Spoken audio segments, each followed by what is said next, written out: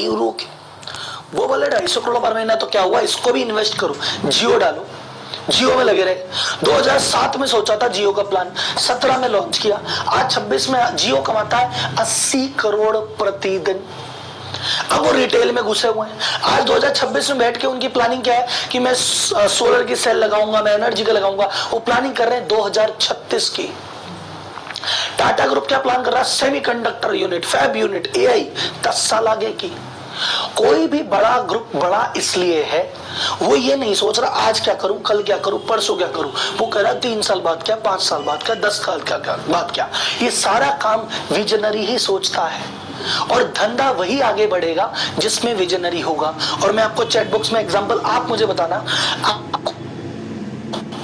आपको अपनी इंडस्ट्री में ऐसे लोग नहीं दिखते क्या कि आपको लगता रहो जी इनका इतना बढ़िया प्रोडक्ट है, इनका इतना बढ़िया धंधा, इतना बढ़िया काम है, ये एक्सपेंड ही नहीं करते। ये इतनी बढ़िया दुकान है, इसकी लाख रुपए रोज की सेल होती है, दुनिया इसको जानती है। इसको हम कहते हैं बाबूजी एक काम करो, आप 2 दुकान खोल लो, आप 4 दुकान और खोल लो, तो आपकी 4 लाख की सेल हो जाएगी। आप फ्रेंचाइजी दे दो, आपको पैसा 100 फ्रेंचाइजी लेने वाले तैयार हो जाएंगे, आप लो तो सही। वो कह रहा है नहीं नहीं रहने दो, ऐसा चल रहा है जो ठीक है, चल रहा है जो ठीक है। तो दुकान तो आज 5 करोड़ रुपए से 50 करोड़ 500 करोड़ आज हो जाए, पर वो आगे क्यों नहीं बढ़ रही? उसके मालिक का विजन ही नहीं है। और जिसका विजन है, पान वाले का भी विजन है, तो 5 साल बाद उस पान वाले की 25 ब्रांचेस आपको मिल जाएगी। तो बस बड़ा या छोटा नहीं होता, बिजनेस के मालिक की सोच या छोटी होती है। सत्य वचन है क्या? तो बिजनेस आगे वो निकलेगा जो विजनरी, जिसका फाउंडर होगा, जिसके विजनरी के सपने हैं, जिसकी प्लानिंग है, जिसके कुछ कर गुजरने का कीड़ा है, वही आगे बनेगा, नहीं तो नहीं बनेगा। तो जितने भी लोगों ने लिखा यू आर ए विजनरी, आपको मैं लिख के देता हूं। Rahul Malodia, India most followed chartered accountant, दुनिया भर के मिलियनेयर बिलियनेयर यूनिकॉर्न सबसे पॉडकास्ट कर चुका हूं। आपको अनुभव व्यक्तिगत बता रहा हूं। अगर आपकी सोच बड़ी है, अगर आपका विजन बड़ा है, आज नहीं तो कल आप बड़े आदमी बन के रहोगे, कोई नहीं रोक सकता। अब आते हैं हम दूसरी पर्सनैलिटी पे। जैसे किसी ने कहा राहुल जी हम कर तो लें, राहुल जी आगे की तो सोच लें, आज को निपटाएगा, ये सवाल है। इस पे आते हैं अगली पर्सनैलिटी। एक कंपनी में पर्सनैलिटी होती है जिसको मैं कहता हूं मैनेजर पर्सनैलिटी। ये क्या होती है? ये बोलती है भैया देख, फालतू की ज्ञानबाजी मत दिखाओ, 1 फैक्ट्री हो जाएगी, 2 हो जाएगी, 4 हो जाएगी, ये शेख चिल्ली वाली बातें हैं, ये नहीं करते। प्रैक्टिकल बातें करो। पिछली बार 5 करोड़ का काम किया था, अब की बार 5.5 कर लो, बस खुश रहो जीवन में। जो है उसको तो संभाल ले, आगे की बातें कर रहा है। ये कहते हैं कि आज तक मेरे जीवन में जो हुआ, जो मैं कर चुका हूं, जो मैं सह चुका हूं, जो मुझे आता है, मैं उसके बेसिस पे ही काम करूंगा। ये बेस्ट होता है कि जो है उसको संभाल ले। इसका लॉजिक ये है कि बड़ी बड़ी बातें नहीं करनी चाहिए, आदमी को उड़ना नहीं चाहिए हवा में, ज्यादा उछलना नहीं चाहिए। जो है भाई उसको तो संभाल ले। तो ये भाई प्रैक्टिकल है।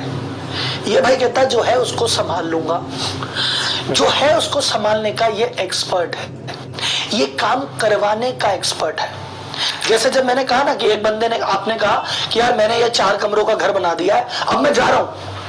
तो तुम जब 4 कमरे का घर बना के जा रहे हो 8 कमरे की हवेली बनाने, तो पीछे से कह रहा है 4 कमरे का रंग रोगन मैं करवाऊंगा। इस 4 मकान में रहेगा कौन? मैं करता हूँ। इसका पेंट मैं करवाता हूँ, इसकी छत पे गार्डन में लगवाता हूँ, इसकी चौक की सफाई मैं करता हूँ, एक एक रूम में गद्दे फर्नीचर ये सब मैं लगवाता हूँ, इसकी साफ सफाई रोज कौन देखेगा? मैं देखूंगा, इसका मेंटेनेंस, इसकी बिजली कौन देखेगा? मैं देखूंगा। ये कहता है इस घर को संभाल मैं लूंगा। जब विजनरी कहता है कि मैं जा रहा हूं नया घर बनाने, तो नया घर बनाए तो पुराना कौन संभाले? तो मैनेजर कहता है मैं संभाल लूंगा, टेंशन नहीं लेने की। पर इसके पास क्या है? प्रैक्टिकल है, उड़ता नहीं हवा में, संभाल लेता है। इसकी ये बोलता है कि साहब मेरे को बड़ी पिक्चर नहीं दिखती, मुझे बोलो ना ये हो जाएगा वो हो जाएगा, तो मेरा माथा काम करना बंद कर देता है। ये हो जाएगा, फालतू शेख चिल्ली बातें कर रहा है, ऐसा थोड़ी होता है, हो जाएगा। ये ऐसा आदमी है। तो नॉर्मली मैनेजर या प्रोफेशनल होते हैं, इनकी सोच 3 साल बाद, 5 साल बाद, 10 साल बाद नहीं जाती। इनकी सोच रहती है कि यार इस महीने क्या करना है वो बता दो, तो अभी दिवाली पे क्या करना है ये बता, तो इस साल का कर, ये इस महीने का बता, इस हफ्ते का बता और इस साल का बता, इससे आगे नहीं जाते। चैट बॉक्स में, अच्छा मैं इसको एग्जांपल से बता दूं फिर आपसे पूछूंगा। जैसे उसी स्कैम 92 में ये उसका भाई चौल में रह रहे थे दोनों भाई, ये खुश था। एक हर्षद कोई बात नहीं, जिंदगी ने चौल दिए तो चौल सही, चौल में जी लेंगे, इतनी दुनिया जी रही हम भी जी लेंगे, कौन सी बड़ी बात है, चौल है तो चौल में रहो, चौल को ही बढ़िया कर लेते हैं। ये वैसा आदमी था। फिर हर्षद बोला चौल बोल नहीं, मैं तो शेयर मार्केट में आऊंगा। और उसने कहा देख मैं शेयर मार्केट में आ गया। इसने कहा शेयर मार्केट में आ गया, ले मुझे तो मैं सामान्य शेयर मार्केट का काम संभाल लिया। फिर हर्षद ने कहा यार मैं तो ये भी नहीं संभालूंगा, मैं तो 4 जनों का दुकान लगाऊंगा, मैं तो ऑफिस लगाऊंगा जिसमें 10 आदमी बिठाऊंगा। तो इसने कहा ठीक है मैं संभाल लेता हूँ, तो 10 आदमी का ऑफिस भी संभाल लिया इसने। फिर उसने कहा मेरे को तो मजा नहीं आ रहा, मैं तो 500 आदमी की कंपनी खड़ी करूंगा। इसने 500 आदमी की कंपनी भी संभाल ली, मैं संभाल लूंगा। ये क्या कहता है कि मेरे पे दिमाग में उपजती नहीं है कि घर बनाना है, पर मुझे अगर बना के दे दोगे ना नक्शा, कि ये नक्शा बनाना है, नक्शा ये जमीन देख, ये रही जमीन और ये रहा नक्शा, ये रही लेबर, तो मैं फट से घर बनवा लूंगा, मैं एक्सपर्ट हूँ। पर मैं सोचूं इतना मेरा दिमाग नहीं है। अगर अपॉर्चुनिटी आएगी तो उसको बना लूंगा, पर अपॉर्चुनिटी के लिए भागूं इतना दिमाग नहीं लगाता मैं। कमेंट बॉक्स में ईमानदारी से बताओ अगर आप इस पर्सनैलिटी हो तो मैनेजर लिख दो, इस पर्सनैलिटी के व्यक्ति हो तो मैनेजर लिख दो, इस पर्सनैलिटी के व्यक्ति हो तो मैनेजर लिख दो। कि सर ये तो मेरी सी बात हो गई ना, हवा में नहीं उड़ता, मैं फालतू बातें नहीं करता, मैं कहता हूं जो तो संभाल लो, धीरे धीरे हौले हौले कहीं ना कहीं तो पहुंच ही जाएंगे। और मैं बताऊं कंपनियां आप नोटिस करना, जो सक्सेसफुल कंपनी आप देखोगे ना उसमें दोनों पर्सनैलिटी होती है। जैसे दो दोस्त पार्टनरशिप में धंधा चालू करते हैं, एक बंदा होता है विजनरी, वो बाजार में भागता है, क्लाइंट से मिलता है, काम करता है। दूसरा कहता है तू भाग, मैं तो यहीं बैठूंगा सुबह से शाम और ये फैक्ट्री का काम मैं देख लूंगा। कहीं बाप बेटे की जोड़ी होती है, पिताजी दौड़ते हैं बेटा संभालता है, जब बेटा दौड़ता है पिताजी संभालते हैं। कहीं दो भाई होते हैं, कहीं दो दोस्त होते हैं, और है ना वहां गेम खिंच जाता है। सत्य वचन है क्या? आपने देखा कभी? चैट बॉक्स में मुझे बताओ कभी आपने ऐसा देखा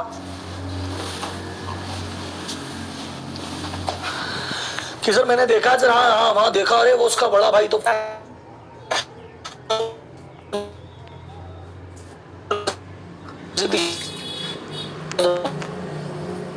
घूमते ही ना कहीं ये जोड़ी देखिए तभी काम होता है। सोच रहा है आगे आगे, दूसरा कह रहा है तू आगे आगे चल, पीछे की मैं देख लेता हूं। तीसरी पर्सनालिटी होती है टेक्नीशियन। वो बंदा बोलता है देखो जी अपन तो ऑपरेटर है, अपन न तो भविष्य की सोचते क्या होगा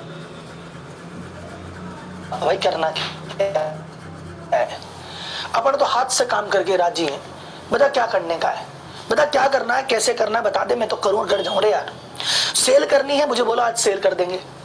प्रोडक्शन करना है, चलो प्रोडक्शन कर देंगे। जो करना है बता दो मुझे, बता, मेरा दिमाग नहीं उपज, देखो क्या करना है मैं सोच नहीं पाता, मुझे बता दो क्या करना है, मुझे बता दो कैसे करना है, मैं करूं और मैं मेरे घर जाऊं। ये कहता है कि देखो तूने 4 बंगले का घर बनाया, तू 8 बंगला बनाने जा, मेरे को मतलब नहीं। तू 4 बंगले का समाज, मुझे मतलब नहीं, मुझे मेरा कमरा बता दो, मैं कमरे में अंदर से कुंडी मार के बैठ जाऊंगा चुपचाप। अब बाहर चौक में क्या चल रहा है, छत पे क्या चल रहा है, बाकी कमरे मेरे को क्या मतलब, मुझे मेरे कमरे से मतलब है। ये कौन होता है? ये होता है एम्प्लॉय। ये एम्प्लॉय, अकाउंटेंट कह रहा है मेरे को अकाउंट्स की एंट्री से मतलब है, मुझे क्या मतलब बाकी से। सेल्समैन कहता मुझे मेरी सेल से मतलब है, बाकी का मतलब मुझे। प्रोडक्शन कहता मुझे मेरे, यानी ये टेक्नीशियन जो तीसरे टाइप के लोग हैं जो ये है, ये कहते हैं साहब देखो हम कोई मैनेजमेंट नहीं है, हमसे मैनेजमेंट की उम्मीद मत करो कि हम संभाल लेंगे, हम नहीं संभालते।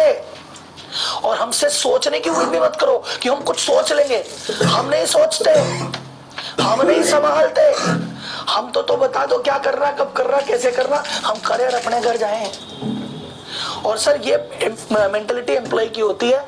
एक बार आपसे हाथ जोड़ के बताता हूं, आप में से अगर कोई टेक्नीशियन लेवल पे सोच और कर रहा है, प्लीज सर इससे बाहर निकल जाना। मैंने पूछा विजनरी हो, 80% निकले, अच्छी बात थी। आप मैनेजर भी निकले तो कोई बात बुरी नहीं थी, आप स्टेबल कर लोगे।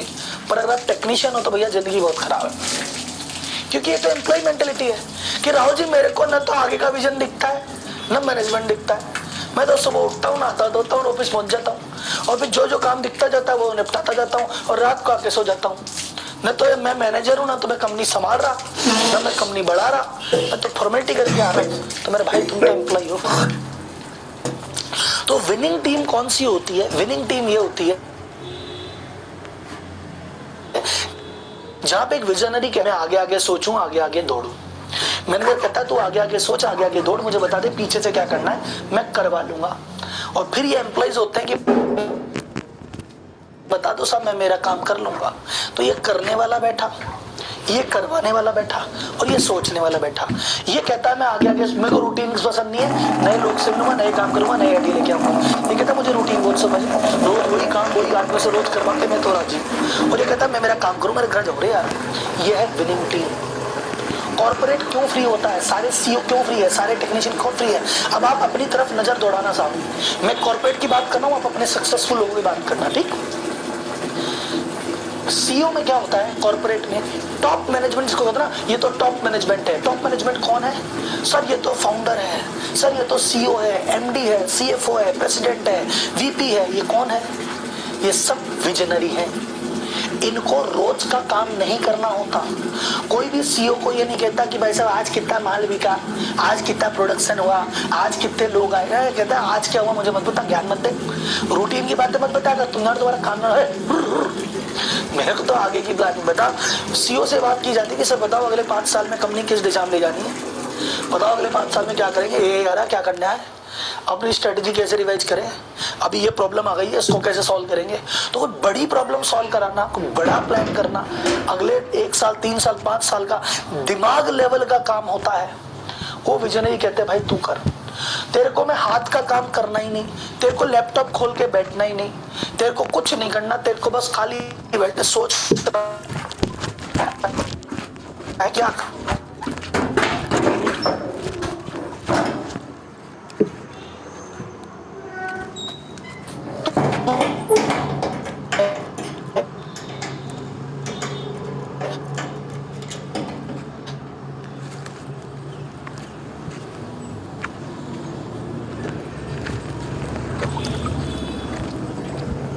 के 4 टेंडर लगवा दूंगा, तो अगले 1 महीने में ये मिल जाएगा, 4 महीने में ये मिल जाएगा। ये क्या करते हैं, मंथ ऑन मंथ सोचते हैं और दिमाग से खेलते हैं। ये कहते हैं सर दिमाग थोड़ा सा हाथ थोड़ा सा दिमाग। और फिर नीचे फील्ड में कहते हैं भाई 4 सेल्स दौड़ फील्ड में, कॉल सेंटर वाले कॉल कर 4 भाई, अकाउंटेंट भाई तो एंट्री कर। ये अपना रोज का काम करके रोज निकल जाते हैं, तब जाके काम चलता है। तो कोई भी संगठन तब बनता है जब वहां पे कोई सोचता है, कोई करता है, कोई करवाता है। अब आप एक काम करो, इसको दुनिया के किसी भी संगठन में ले जाओ, इंडियन आर्मी में ले जाए इसको। तो इंडियन आर्मी में एक पैदल सैनिक होते हैं जो गश्त करते हैं, जो मिशन पे जाते हैं, जो बंदूक चलाते हैं, जो युद्ध लड़ते हैं। उनके ऊपर कौन होते हैं? कर्नल साहब, मेजर साहब, जो बताते हैं कि क्या करना, कैसे करना। और उनके ऊपर होते हैं ब्रिगेडियर, रक्षा मंत्री, उस लेवल के थल सेना प्रमुख, जल सेना प्रमुख। उनकी प्लानिंग है ओवरऑल देश की सुरक्षा की प्लानिंग, वो दिमाग से काम करते हैं। उनके नीचे मेजर कर्नल, जो स्ट्रेटजी तय होती है उसको पूरा करवाते हैं। किससे? नीचे के जो सैनिक हैं उनसे। सरकार कैसे चलती है साहब? ये मंत्री सोचता है क्या क्या करने का है, फिर ये नीचे आईएएस बोले साहब करवा लेंगे, फिर ये नीचे कौन है? बाबू, कि सर हम कर रहे हैं ना साहब।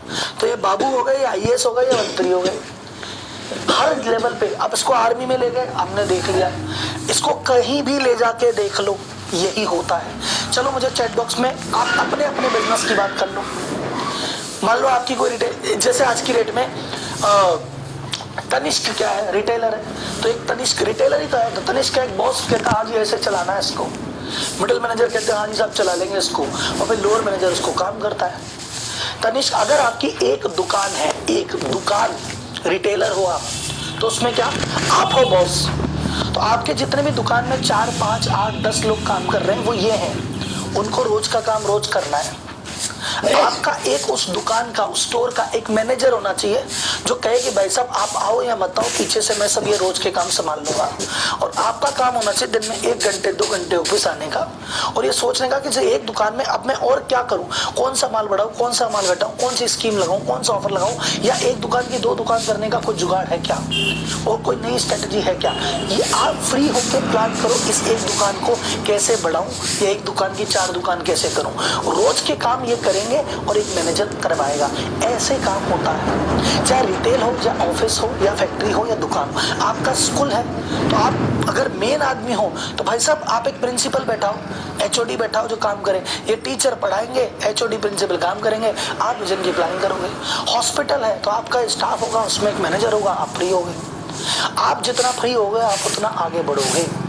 मुझे चैट बॉक्स में एक चीज बताइए, जिस भी व्यक्ति को आप जैसे जिस भी आपके जो भी आप काम कर रहे हैं, आप जिस भी शहर में जो भी काम कर रहे हैं, उस शहर में उस काम का जो सबसे सफल आदमी है, अगर आपकी डीलरशिप है, टू व्हीलर डीलरशिप देते हो आप, तो आपके शहर में जो सबसे सक्सेसफुल टू व्हीलर डीलरशिप है, क्या वो ऐसे काम नहीं कर रही?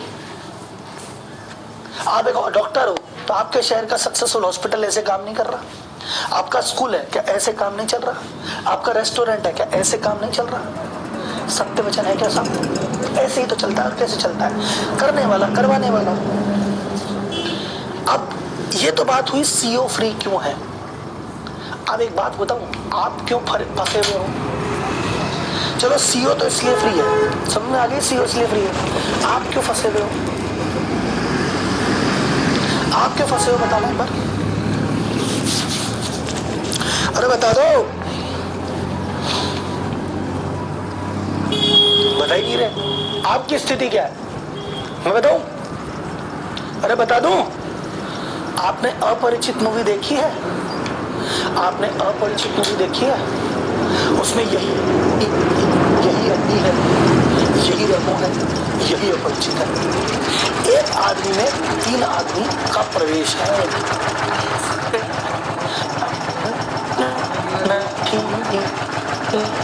आप देखिए मंजुलिका, आपके शरीर में आत्माएं 3 प्रकार।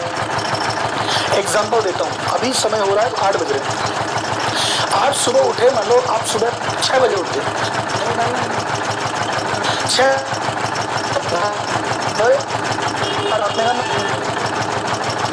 वॉक कर रहे हैं। तो अभी जब आप क्लास अटेंड कर रहे हैं, सोचो अपने बारे में, खुद का एनालिसिस करना, मुझे कमेंट बॉक्स में बताना। अभी जब आप क्लास ले रहे हो या जब कभी आप अकेले मॉर्निंग वॉक पे जाते हो या तो बिल्कुल पे जाते हो, जब आप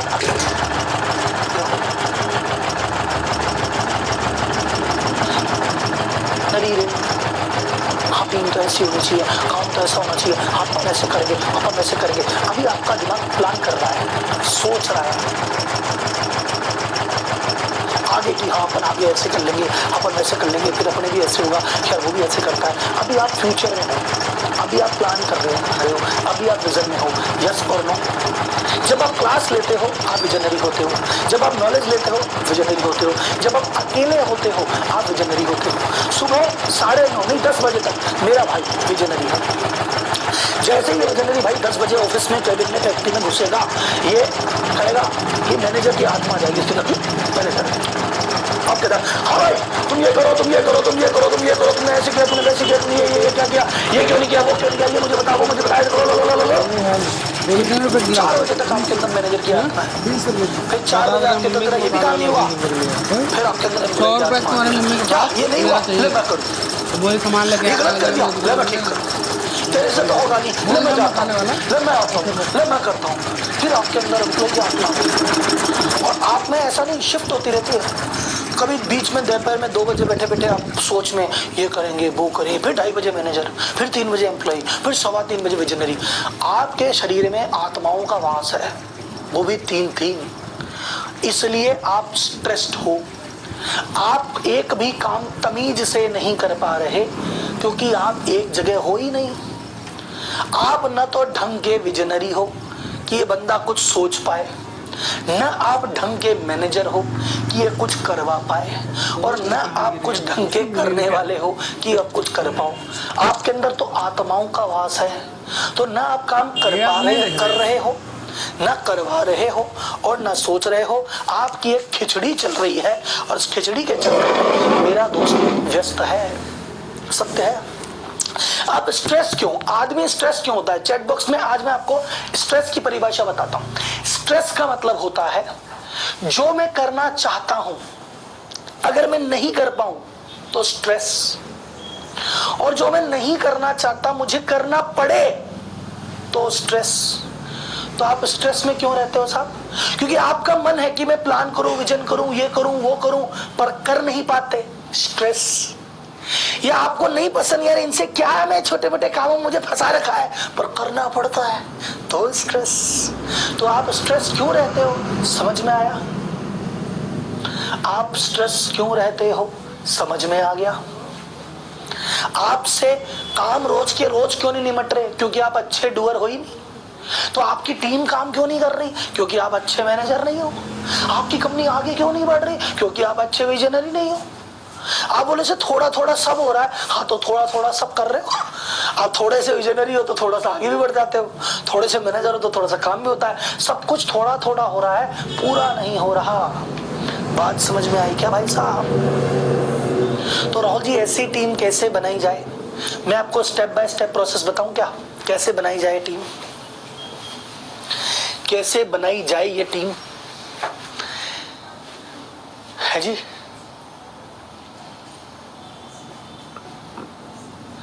तो सुनिए, स्टेप नंबर 1। सबसे पहली बात, अगर आपके बिजनेस को भी 3 महीना, 6 महीना, साल भर हुआ है तो कोई आपत्ति नहीं अगर आप तीनों काम कर भी रहे हो तो।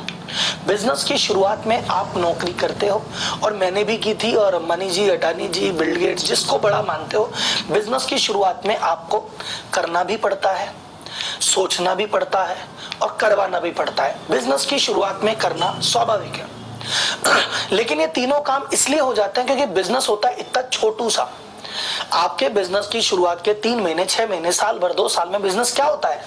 आपके मुश्किल से 25-50 कस्टमर, 25-50 लाख की सेल, 25-50 लाख की सेल हो जाती है, 10-20 कस्टमर हो जाते हैं, इक्का दुक्का एम्प्लॉय होते हैं। तो 2 एम्प्लॉय को संभालने में काय का मैनेजमेंट, 10 एम्प्लॉय करने में काय की प्लानिंग, और इस तरह में काम भी क्या होता है। तो शुरुआत में आपके पास ज्यादा है ही नहीं, तो आप सोच भी लो, कर भी लो, प्लान भी कर लो, क्योंकि लेवल बहुत छोटा है, कोई आपत्ति नहीं है। लेकिन अगर आपका लेवल थोड़ा बढ़ गया, आप पिछले 2 साल से, 5 साल से काम कर रहे हो, 10 साल से काम कर रहे हो ऐसे ही, फिर तो बहुत बुरी हालत है भाई साहब। अगर आपका लेवल, अब इसका लेवल क्या होता है, शुरुआत में काम कर लो, कोई दिक्कत नहीं, धीरे धीरे जैसे जैसे आपका समय बढ़े, आपके पास काम बढ़ेगी। राहुल जी, पहले 10-20 क्लाइंट थे तो 100-200 हो गए, पहले तो इनकम 25-50 लाख थी, अब तो 2-2.5 करोड़ रुपए आ गई। तो जैसे आपका काम बढ़े, जैसे आपकी इनकम बढ़े, आप एम्प्लॉय रखो काम करने के लिए, और करने से बाहर आ जाओ। आप बोलो यार काम कर लिया, खूब सेल की, खूब पड़ी, अब मैं करूंगा नहीं, मैं करवाऊंगा। तो आपका रोल क्या होना चाहिए कि भाई मैंने काम करना कर दिया बंद, मैं सेल नहीं करता, मैंने बंदा रख लिया, मैं प्रोडक्शन नहीं देखता, मैंने बंदा रख लिया। तो जैसे जैसे आपकी ग्रोथ होती जाए, आपकी शुरुआत में आप 4 काम कर रहे हो, थोड़ा सा आगे बढ़ो, 1 काम किसी को दो, फ्री हो। थोड़ा सा और आगे बढ़ो, दूसरा काम भी दो, फ्री हो। तीसरा, थोड़ा आगे बढ़ो, तीसरा भी दो, थोड़ा आगे बढ़ो, चौथा भी दो, फ्री हो। काम करने से मुक्त हो जाओ। और ये जो 4 आदमी रखे हैं ना, इनको एज ए मैनेजर क्या करना, कब करना, कैसे करना बताओ, सिखाओ, समझाओ, ट्रेन करो। तो 50% इनको काम बताओगे, और फ्री होके 50% आप ही करोगे। यानी आपके अंदर की जो 3 आत्माएं थी, 1 आत्मा आपने मार दी कि जब करना नहीं है, अब डूअर से तो मैं बाहर आ गया, मैं एम्प्लॉय मेंटेलिटी में नहीं हूँ, अब मैं करने और कराने वाली मेंटेलिटी में, सोचने और करवाने वाली मेंटेलिटी में हूँ। यह है लेवल 2। लेवल 3 होता है कि सब, अब आपका काम अगर और बढ़ जाए, आपकी टीम और बढ़ जाए, तो अब आप करवाने वाले से भी बाहर आओ। आप बोले भाई मैंने करना तो कब का ही छोड़ दिया था, अब मैं करवाने के लिए, मेरे नीचे 20 जनों की टीम है, लेकिन 20 जनों की टीम के लिए मैंने 3 मैनेजर रखे हैं। मैं इन 3 से ही बातचीत करता हूँ क्या, कब, कैसे करना, और इन 3 का ही ध्यान रखता हूँ। ये 3 आगे 17 का ध्यान रख लेते हैं। मेरा most of the time planning में जाता है। तो आपका लेवल क्या है, धीरे धीरे आप आगे बढ़ते हो। तो अगर मैं आपको इसको समरी बताऊं, अच्छा एक चीज, मैनेजर कब हायर करने हैं आपको, फॉर्मूला, अगर किसी भी डिपार्टमेंट में 4 से ज्यादा आदमी आ जाए तो मैनेजर रख लो। आपको लगता है मैं प्रोडक्शन में 6 आदमी है, उस पर मैनेजर डालो तुरंत, मैनेजर ना डालो तो सुपरवाइजर डालो, पर तुरंत 1 आदमी डालो जो रोजमर्रा की चीजें देखे। आपके पास 4 सेल्समैन है, तुरंत 1 मैनेजर डालो। आपके रिटेल स्टोर पे 5-6 आदमी काम करते हैं, तुरंत 1 स्टोर मैनेजर डालो। तुरंत किसी भी एक काम में, एक डिपार्टमेंट में 4-5 से ज्यादा व्यक्ति हो, मैनेजर रखना है। दूसरा, आपका रिटेल स्टोर है सर, मेरा रिटेल स्टोर है, मेरी छोटी सी फैक्ट्री है। अब मेरे स्टोर में राहुल जी 2 तो सेल्समैन है, एक अकाउंटेंट है, एक काउंटिंग वाला, एक सफाई वाला, मैं क्या करूं? या सर मेरी तो छोटा सा ऑफिस है, एक प्रोडक्शन में, एक स्टॉक में, एक इसमें। तो भाई आप फिर एक जनरल मैनेजर रख लो कि रिटेल स्टोर में सर में 15 आदमी है, भाई एक स्टोर मैनेजर रख लो जो पूरी दुकान की जिम्मेदारी उसकी। छोटी सी फैक्ट्री है, 8-10 आदमी है, अलग उसकी जिम्मेदारी पूरी की। जनरल मैनेजर है साहब, ये फैक्ट्री है देखेंगे जब मैं नहीं रहता, तो hire general manager, hire store manager. जब कंपनी बड़ी है कि सर इस डिपार्टमेंट में 5 आदमी मैनेजर, इसमें 6 आदमी मैनेजर मैनेजर मैनेजर। और ऐसा आदमी रखना जो कि प्लानिंग कर सके, जो कि प्रॉब्लम सॉल्व कर सके, पोस्टमैन नहीं हो। कई लोग क्या करते हैं, राहुल जी हमने मैनेजर रखा फिर भी हम फ्री नहीं है। आपने मैनेजर नहीं रखा। कई एक्चुअली क्या है, आपने प्रकाश और राहुल जी मैंने सेल्स मैनेजर रखा है फिर भी हम फ्री नहीं है। आपका सेल्स मैनेजर क्या करता है, सुबह आके बोलता है भाई साहब आज क्या करें, भाई साहब बताओ क्या करें। तो अगर भाई साहब को ही बताना है तो दुकान का मैनेजर है भाई, भाई साहब एक बार बताएंगे 3 महीने में मेरा टारगेट ये है। अब रोज की प्लानिंग तू करना भाई। अगर रोज की प्लानिंग आपसे पूछे भाई साहब क्या करें, तो आपसे पूछेगा, टीम को बता देगा। तो कौन है वो? डाकिया। मुझे डाकिया नहीं चाहिए। वो एम्प्लॉय के पास गया, एम्प्लॉय ने कहा ये प्रॉब्लम ये प्रॉब्लम ये प्रॉब्लम ये प्रॉब्लम, वो सारी प्रॉब्लम उठाई, प्लेट में सजाई, प्लेट लेके आया, सर सर सर ये प्रॉब्लम आई थी। तो भाई सॉल्व करे ने, ये डाकिया है क्या?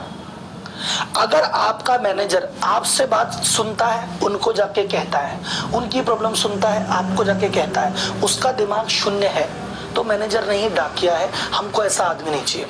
हमको ऐसा आदमी चाहिए कि हम उसको थोड़ा सा टल्ला दे, धक्का दे, बाकी गाड़ी उसकी स्टार्ट रहे, वो खुद थोड़ी बहुत दिमाग से प्लानिंग कर ले। अगर उसके बाद 10 सवाल आए तो 8 वो अपने लेवल पे सल्टा दे, आपके पास तो 2 ही लेके आए। That should be the manager. Clear है क्या भाई साहब? क्लियर है क्या भाई साहब? आप क्या हो, सीधे मंत्री और बाबू, अरे बीच में अफसर कहां गया? आप सीधे ब्रिगेडियर और सैनिक, अरे बीच में मेजर कर्नल चाहिए।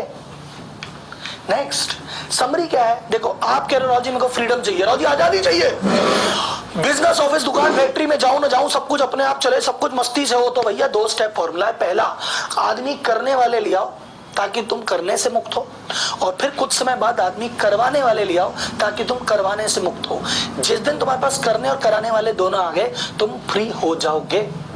और जब फ्री होगे, अनलिमिटेड फ्रीडम जब मिल जाएगी, क्योंकि करने कराने वाले हैं तो you are free, then what to do sir, unlimited growth. जब तुम फ्री हो, अब तुम फ्री इसलिए होते हो कि मैं फ्री हो गया राहुल जी, मैं क्या करूं, मैं घर जाके सो जाऊं क्या है, छाछ राबड़ी पी के एकदम सो जाऊं? नहीं भाई, मैं टीवी देख लूं और जाके तारक मेहता उल्टा चश्मा, नेटफ्लिक्स लगाऊं क्या? अरे नहीं भाई, तुम फ्री हो गए ना, अब तुम बाजार में जाओ और देखो क्या चल रहा है, नए ट्रेंड देखो, नई चीजें देखो, आसपास की दुनिया देखो, ये कैसे कर रहा है, वो कैसे कर रहा है, वहां से आइडिया चुन चुन के लाओ, आइडिया बीन बीन के लाओ और इस कंपनी में लगाओ। तुम नए नए प्रोडक्ट लॉन्च करोगे, अच्छा आजकल ये प्रोडक्ट भी चल रहा है, अपन ये भी करते हैं, अरे आजकल ये सर्विस भी अपन ये भी करते हैं, अरे एक दुकान वहां खोले क्या, एक फ्रेंचाइजी वहां दे क्या, अरे ये B2B चालू करे क्या। सेल पे ध्यान दो, फाइनेंस पे ध्यान दो, कितना पैसा आ रहा है, इस प्रॉफिट को कैसे बढ़ाएं, कहां पे खर्चा काटूं, थोड़ा सा प्रॉफिट कैसे बढ़ाऊं, इसको कहां री इन्वेस्ट करूं, ये नई पूंजी की व्यवस्था कैसे करूं, कैपिटल कहां से लाऊं, इन्वेस्टर कहां से लाऊं, पार्टनर कहां से लाऊं, उस पर दिमाग लगाओ। अगर आपने ये सब किया तो आपकी अनलिमिटेड ग्रोथ भी होती है। तो ये जो हफ्ता है, यानी आज का दिन, कल का दिन और परसों का दिन, मैं आपकी अनलिमिटेड फ्रीडम पे बात करूंगा। यानी डूअर कैसे लाएं, मैनेजर कैसे लाएं, इनसे काम कैसे कराएं, ये आज कल परसों देखेंगे। और अगले जो 3 हफ्ते हैं, 9 क्लासेस हैं, उसमें मार्केटिंग, सेल्स, मनी और अनलिमिटेड ग्रोथ, उसकी भी बात करेंगे। टेंशन मत लो, ये 12 दिन में सब कुछ होगा, मैं अधूरा छोड़ के नहीं जाता। ठीक है भाई साहब? एक भाई साहब ने कहा, मैंने कहा था बीच में क्वेश्चन नहीं लूंगा, वैसे नहीं लेता, लेकिन एक सवाल है तो छुटकू सा आंसर 1 लाइन का देता हूं। किसी ने कहा भाई साहब इनकी तनख्वाह, तो इनकी तनख्वाह खुद निकालेंगे। अगर तुमने एक मैनेजर रखा और उसने 50,000 महीना भी तुमसे मांग लिया, लेकिन अगर 50,000 महीना मांग के 6 लाख साल का लेके तुम्हें फ्री कर दिया, तो तुम 30-40 लाख की व्यवस्था कर लोगे, उसकी तनख्वाह तो फ्री हो जाएगी, टेंशन मत लो।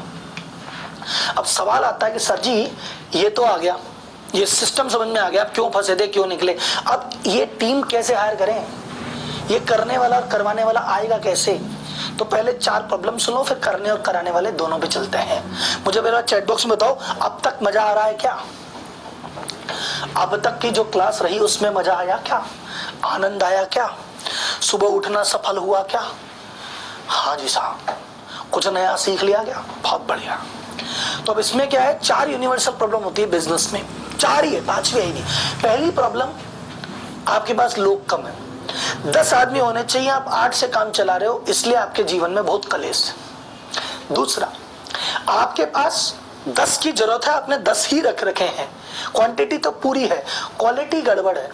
आपके पास 10 शरीर तो है, पर 10 आत्माएं नहीं है, उनको काम करना आता ही नहीं है। वो आपने जुगाड़ रख लिए, घोड़ों की जगह गधे और खच्चर भर लिए, इसलिए काम नहीं। तीसरी कारण यह हो सकता है कि सर आदमी बढ़िया है, काम भी आता है, विल नहीं है, आलसी लोग रख लिए, एटीट्यूड वाले लोग रख लिए, ईगो वाले लोग रख लिए, पॉलिटिक्स वाले लोग रख लिए, नेतागिरी वाले लोग रख लिए, इसकी वजह से दिक्कत है। और चौथा कि सर ये तो सब ठीक है, ये सब बढ़िया है, क्वांटिटी क्वालिटी दोनों बढ़िया, लेकिन यार इनको संभालने में मेरा टाइम जाता है, यानी आपके पास मैनेजर नहीं है। तो आपके बिजनेस में समस्या होगी सिर्फ 4, 5वीं है ही नहीं। आप कहीं से भी प्रॉब्लम निकाल लाओ, आप कुछ भी बोलो मेरे बिजनेस में ये नहीं है, मैं बोलूंगा ये इसलिए नहीं है क्योंकि आदमी कम है, मैं बोलूंगा इसलिए नहीं है क्योंकि वो आदमी ढंग का नहीं है, मैं इसलिए बोलूंगा इसलिए नहीं है तो मैं मैनेजर नहीं है। तुम्हारी सारी प्रॉब्लम यही 4 पे आके खत्म हो जाती है। लेकिन खुशी की बात क्या है, जैसे 4 प्रॉब्लम है यूनिवर्सल, वैसे इनके सॉल्यूशन भी यूनिवर्सल है। जहां आपको लग रहा है सर क्वांटिटी कम है, हायर कर ले मेरे भाई। जहां आपको लग रहा है सर स्किल की दिक्कत है, वहां ट्रेन कर ले मेरे भाई। जहां आपको लगता है सर विल की दिक्कत है, वहां एक बार कोच कर लो, समझाइश करके देख लो। जहां आपको लगता है सर ये समझाइश तो काम ही नहीं आई, ट्रेनिंग तो काम ही नहीं आई, तो इसको रवाना करके दूसरा लेके आओ। सर मैनेजर नहीं है तो भाई आज लेके आओ। यानी कुल मिला के यूनिवर्सल प्रॉब्लम क्या है, आदमी कम, स्किल कम, विल कम, मैनेजर कम। ये 4 समस्याओं पे पूरा बिजनेस टिका है। और सॉल्यूशन क्या है? सॉल्यूशन है हायर करो, ट्रेन करो, समझाइश करो, हायर करो। तो हम आने वाले 3 दिन में, आजकल परसों में, तो आज मैं हायरिंग पे बात करता हूं, समझाइश, ट्रेनिंग और फायरिंग पे कल बात करेंगे। क्या बोलती पब्लिक? अपना फ्लो बढ़िया है। 4 ही तो प्रॉब्लम है। पहली चीज लोग कम है, तो मैं बताऊंगा कैसे हायर करें। मैनेजर कम है तो मैं बताऊंगा कैसे हायर करें। बोले लोग मान नहीं रहे तो भगाओ इनको, मैं बताऊंगा कैसे रिप्लेस करें। ये आज और अभी बताऊंगा। और जिनको ट्रेन करना है कल बताऊंगा, जिनको समझाइश करनी है कल बताऊंगा, जिनको निकाल देना है परसों बताऊंगा। क्या बोलती है पब्लिक? अब एम्प्लॉय कैसे सीईओ जैसे हायर करें इसको जानते हैं, सीईओ जैसे कैसे हायर करें इसको जानते हैं। तो व्यापारी की प्रॉब्लम क्या है? राहुल जी, कुछ लोग चैट बॉक्स में लिख रहे थे, राहुल जी हमारे गांव में तो एम्प्लॉय ही नहीं मिलते, हमारा शहर तो बहुत दूर है, हमारा गांव तो बहुत दूर है, हमें एम्प्लॉय मिलते ही नहीं। किसी ने कहा सर एम्प्लॉय तो मिलते हैं पर वो ढंग के नहीं मिलते।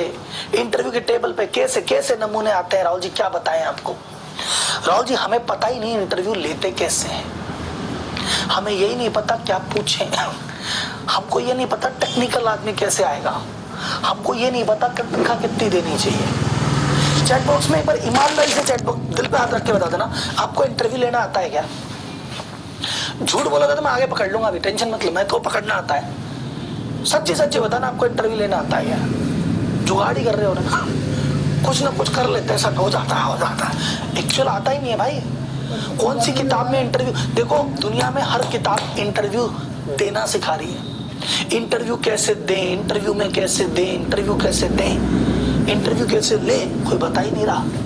लेकिन आज हम इंटरव्यू लेना सीखेंगे। क्या बोलते हैं पब्लिक? तो सीईओ की प्रोसेस क्या है? सबसे पहले सीईओ के पास, जैसे आपने क्या कहा, मुझे आदमी नहीं मिल रहे, मुझे छठे छठाए नहीं मिल रहे और मुझे इंटरव्यू लेना नहीं आ रहा। सीईओ कहता है मैं बताता हूँ ना, अपनी प्रोसेस बड़ी सिंपल है। स्टेप नंबर 1, कैंडिडेट को फिल्टर करो। कैंडिडेट को फिल्टर कैसे किया जाता है? बोले साहब देखो, सीईओ कहता है मैं एरे गेरे नत्थू खेरे का इंटरव्यू नहीं लूंगा। सीईओ ने क्या बोला? सीईओ ऐसा बोलता है देखो, हायरिंग करना है बेटी की शादी करने जैसा। जैसे बेटी के लिए अच्छा दूल्हा ढूंढा जाता है, वैसे मेरा बिजनेस भी मेरी बेटी है, इसके लिए भी अच्छा दूल्हा ढूंढूंगा। तो मेरी बेटी के लिए दूल्हा ढूंढने के लिए ऐसे थोड़ी है कि हर संडे कोई भी बंदा आएगा, मैं कहूंगा आ जाओ बैठो चाय पियो, ऐसे थोड़ी है। मेरी बेटी की शादी जब होगी, मैं इसको सर्वगुण संपन्न राजकुमार से शादी कराऊंगा इसकी, तो पहले ही मैं फिल्टर लगा देता हूं कि मुझे कैसा आदमी चाहिए। तो मैं पहले ही बायोडेटा में लिख देता हूं कि भैया मेरी लड़की की शादी करनी है, बायोडेटा देख लो, मुझे कैसा लड़का चाहिए। मेरी लड़की का रंग गोरा है तो भाई साहब मुझे लड़का सांवला नहीं चाहिए, लड़का भी स्मार्ट चाहिए, लड़का का भी रंग गोरा चाहिए, मेरी लड़की के साथ जोड़ी जमनी चाहिए। लिख दिया है मैंने। मेरी लड़की की हाइट है 5'8", तो लड़का 6 फुट का होगा तभी तो जमेंगे, तो लड़का 6 फुट का होना चाहिए।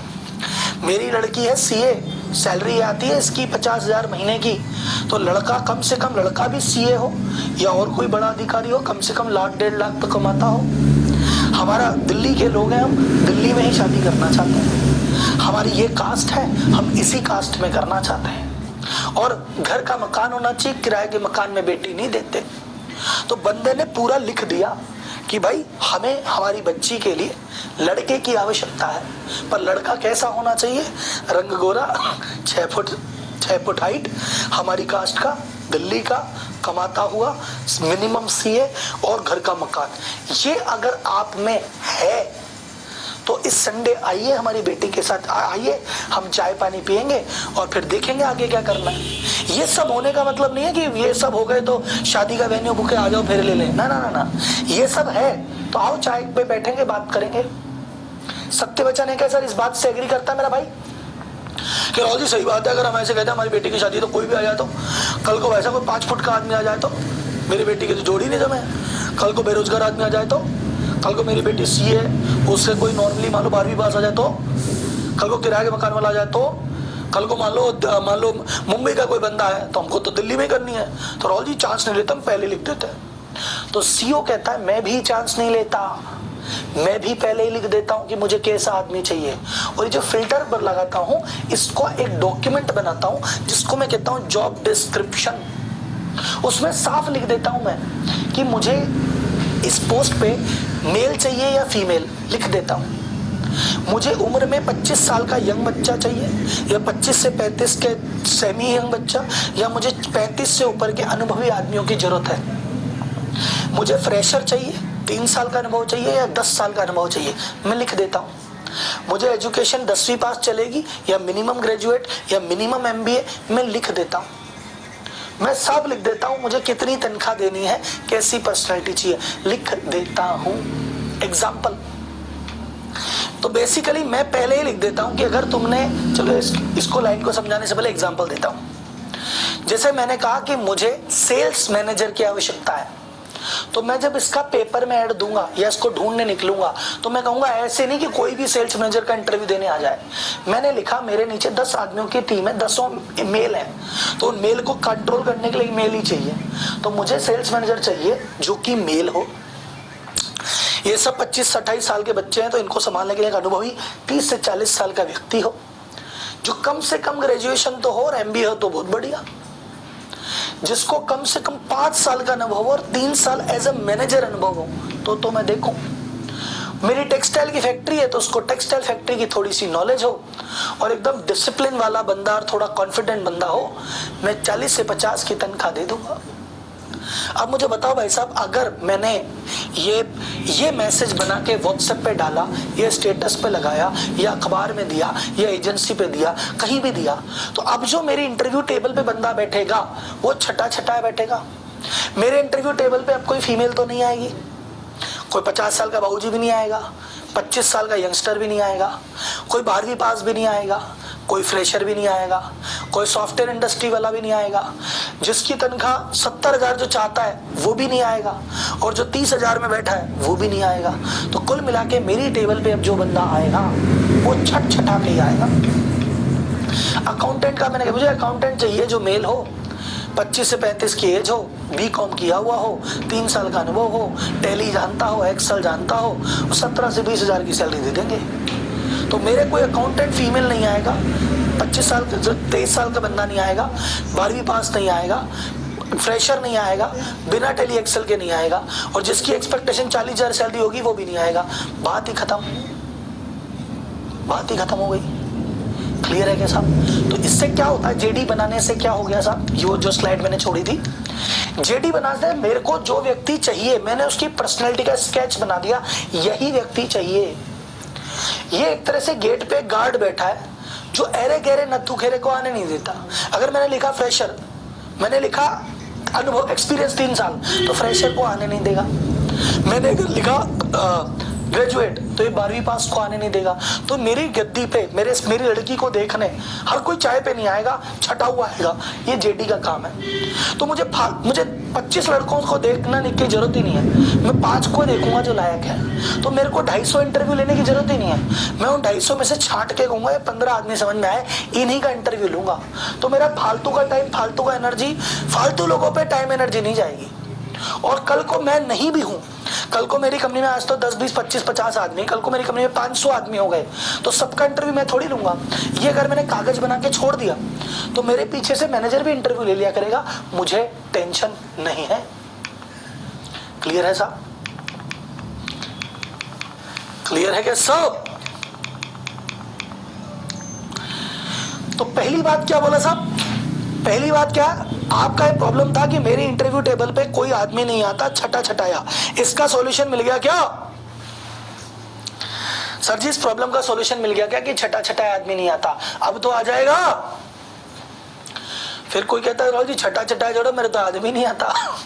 तो भाई तुम्हारे इसलिए नहीं आता, तुम ऑक्टोपस मोड में ट्राई नहीं करते। कुछ लोग क्या करते हैं, राहुल जी मुझे आदमी की आवश्यकता है, तो मैंने क्या किया, मैंने मेरे 4 दोस्तों को बोल दिया, 1 महीना हो गया आए नहीं। फिर मेरे दोस्त तो निकम्मे निकले, मैंने कोई बात नहीं, मैंने फिर व्हाट्सएप पे स्टेटस बनाया, फिर मैंने व्हाट्सएप पे स्टेटस लगा दिया और मेरे 15 ग्रुप से 15 ग्रुप में भेज दिया। 1 महीने बैठा रहा मैं, वो भी नहीं आए।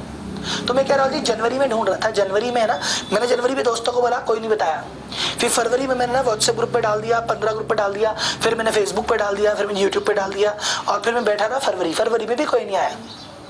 फिर मैंने मार्च में दुख सुख के कहा यार मार्च हो गई, नहीं समझ आ रहा। फिर मैंने एक दिन अखबार में दे दिया, एक अखबार में एक संडे को दे दिया, सर उससे भी कुछ नहीं आया।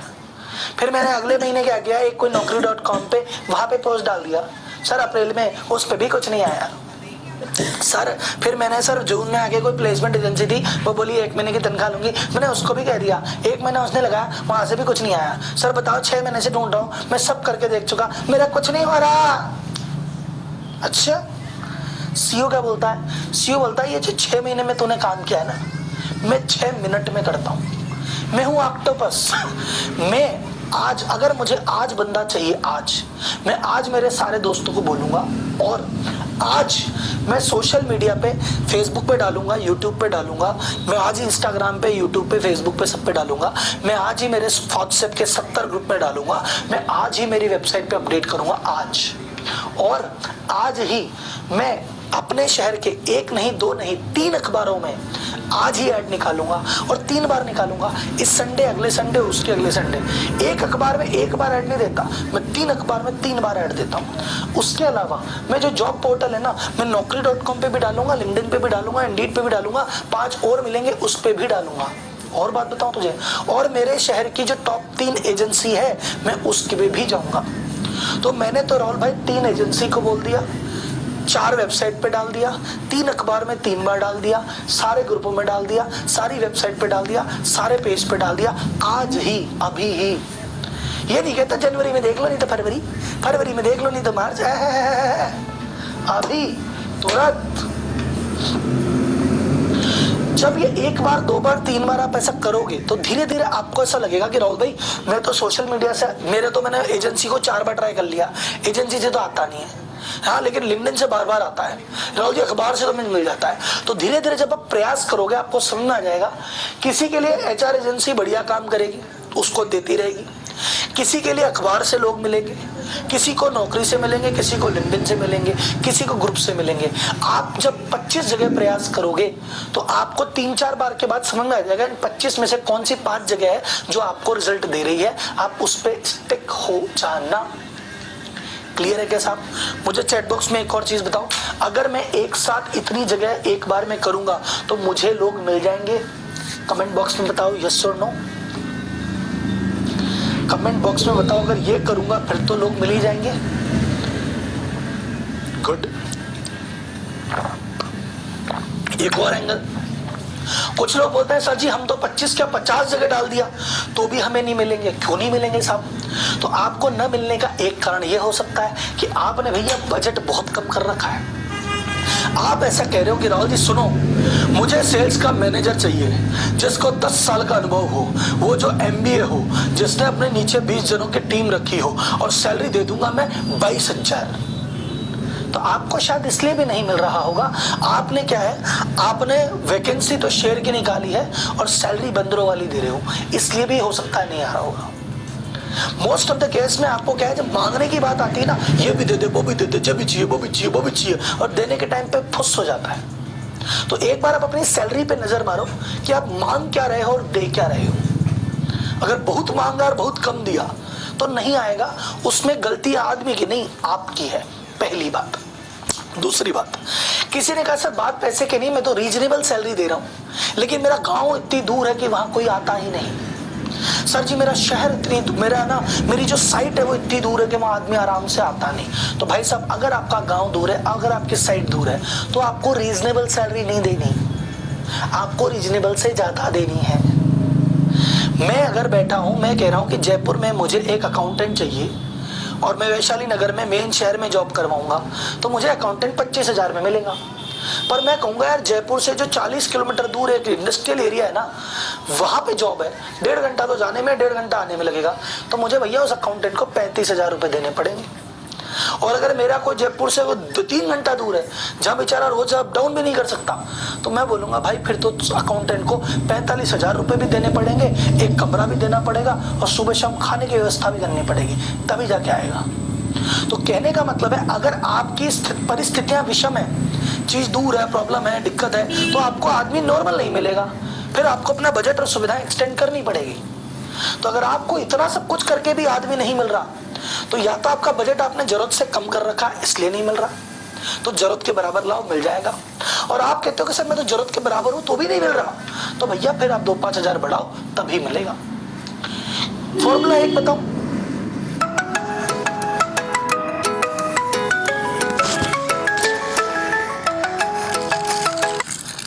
तो सर मेरा 20,000 बजट है, इससे ऊपर मैं जा नहीं सकता, तो 20 में जो मिले उसको लो, और फिर 3 महीने 6 महीने साल भर ट्रेन करके उसको मजबूत करो।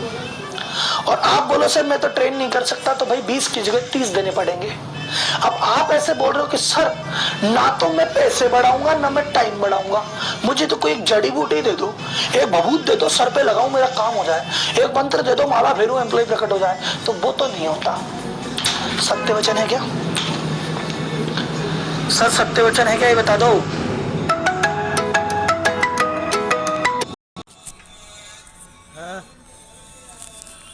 बाद में लगा दे रू। रीजनेबल था, आपको 100% बंदा मिलेगा।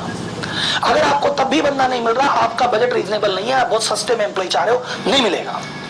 या आपका बजट शायद रीजनेबल है, पर आपकी परिस्थितियां ऐसी विषम है कि वहां पे शायद 5,000 का बोनस लेके आदमी आएगा, तो फिर आपको वो देना पड़ेगा। और अगर आप उस देने की क्षमता में नहीं हो, तो जो जैसा मिले वो ले लो, और फिर उसको आप ट्रेनिंग से मांझ के बड़ा करो। सीधी सी बात यही है साहब, ठीक है साहब। स्टेप नंबर 3 कि राहुल जी, जब उसने क्या किया, उसने पहले फिल्टर लगाया, फिर इतनी जगह भेजा, तो उसके पास आए कम से कम 300 रिज्यूमे आए। 300 रिज्यूमे आए, उसने जेडी से छांटा, जेडी से छांट के कहा कि 300 में से 280 नालायक हैं, इनको तो भगाओ, हमको तो 20 आदमी समझ में आ रहे हैं, इनका इंटरव्यू लेंगे। तो उनका इंटरव्यू लेने के लिए वो ऐसे ही उठ के नहीं चला जाता, वो एक इंटरव्यू का क्वेश्चन बनाता है। वो कहता है कि भैया मेरे को अभी कल इंटरव्यू लेना है, कल मेरे 10 इंटरव्यू लाइनअप है, कल मेरे को अगले 3 दिन में मेरे को 20 इंटरव्यू लेने हैं। तो वो 3 दिन के 2 दिन पहले बैठ के तैयारी करता है खुद, जैसे इंटरव्यू देने वाला तैयारी कर रहा है कि एक बार कैसे भी झूठ झपट बोल के एंट्री ले लूं, फिर तो फिर फोकट की तनख्वाह आएगी। तो आपको तैयारी करनी है कि झूठ झपट बोल के कोई कंपनी में घुस ना जाए। तो आप भी तैयारी करोगे, आप भी क्वेश्चन एडवांस में बना के बैठोगे कि मैं इस बंदे से ये पूछने वाला हूं। और बंदे की बात नहीं है, आपको तो पोस्ट पूछना है कि मेरे अगर सेल्स मैनेजर आएगा तो उससे 22 सवाल पूछूंगा, ये अकाउंटेंट आएगा तो उससे 16 सवाल पूछूंगा, ये मेरे पास प्रोडक्शन वाला आएगा उससे 19 सवाल पूछूंगा। ये लिख के बैठे हो लिस्ट।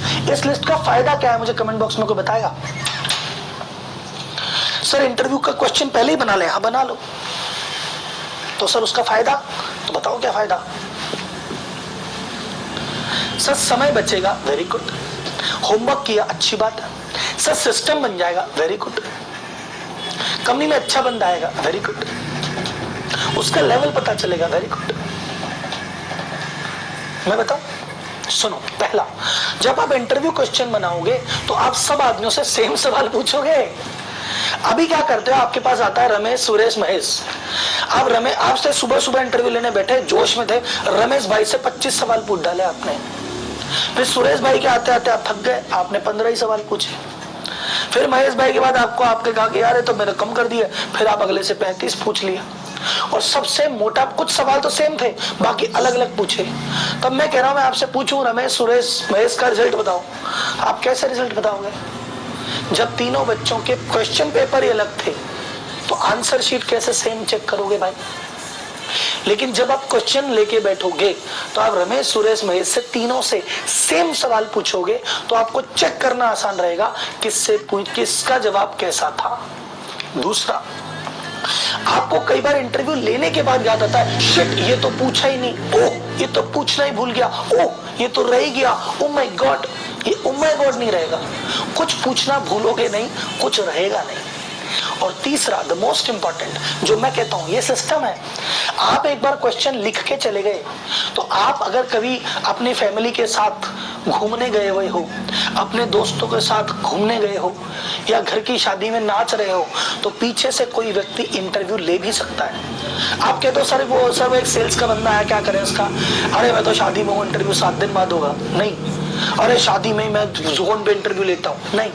आप बोलोगे सुन एक काम कर, मेरी ड्रॉर खोल, वो पहली वाली ड्रॉर खोल, इंटरव्यू वाली फाइल निकाल, उसमें वो पर्चा होगा, हाँ वो पर्चा निकाल ले, उसमें 22 क्वेश्चन है, बैठ के इंटरव्यू ले ले, फिर मुझे बताना क्या रहा। खत्म। आप भी इंटरव्यू ले सकते हो, आपके पीछे से कोई इंटरव्यू ले सकता है। तो इंटरव्यू की क्वालिटी सुधर गई, सबको सेम क्वेश्चन पहुंच गए, पूछना भूल गए, कुछ पूछना भूलोगे नहीं और आपके पीछे से काम हो जाएगा। सत्य वचन है क्या? सर इंटरव्यू क्वेश्चन बनाने की कोई टिप? चलो यार आपको इतना तो पता ही होगा, मैं इसके टिप क्या दूं क्या? इसके टिप दूं नहीं दूं? छोड़ो यार, ये तो आपको आता ही होगा, इसके टिप क्या देने हैं? इसको तो छोड़ते, टेक्निकल सैलरी ये तो आपको पता ही है, छोड़ो। अगले चलते हैं बंदो, कुछ और देखते हैं। नहीं चाहिए? अच्छा 12-15 लोगों को तो चाहिए। हाँ तो 15 लोगों का भी व्हाट्सएप ग्रुप बना देता हूँ, उस व्हाट्सएप ग्रुप में आप 15 लोग आ जाना, मैं वहां पे बता दूंगा टिप। अरे बाकी सबको भी चाहिए? हाँ तो फिर चुपचाप कैसे बैठे हो? चाहिए तो सबसे पहली बात, क्लोज एंडेड सवाल मत पूछना। क्लोज एंडेड सवाल का मतलब कोई भी ऐसा सवाल मत पूछना जिसका जवाब हाँ या ना में हो। क्या आप मेहनती हो? नहीं, चोर हूं। आप क्या मेहनती हो? नहीं, आलसी हूं। ईमानदार तो हो ना? नहीं, चोर हूं। ऐसा कोई बोलता है क्या? आप क्या बोलोगे? अरे हार्डवर्क तो, अरे भैया काम तो कर लोगे ना? हाँ भाई सब कर लेंगे। देखो भैया टाइम से आओगे ना? हाँ ही आ जाएंगे। भैया देखो काम चोरी मत करना? नहीं भैया बिल्कुल नहीं करेंगे। तो आप अगर ऐसे सवाल पूछोगे जिसका जवाब हाँ या ना में है, तो भैया फिर वो इंटरव्यू थोड़ी है, वो तो आपने इजी मार्क्स है, तो सभी पास कर लेंगे। इतना तो सबको पता है कहाँ ना बोलना। आपको सवाल ऐसा पूछना है जिसमें आप एक लाइन पूछो और उसका जवाब पैराग्राफ में आए। आपको पूछना है, जैसे एक सवाल होता है कि राज जी क्या आप मेहनती हो? ये मत पूछो।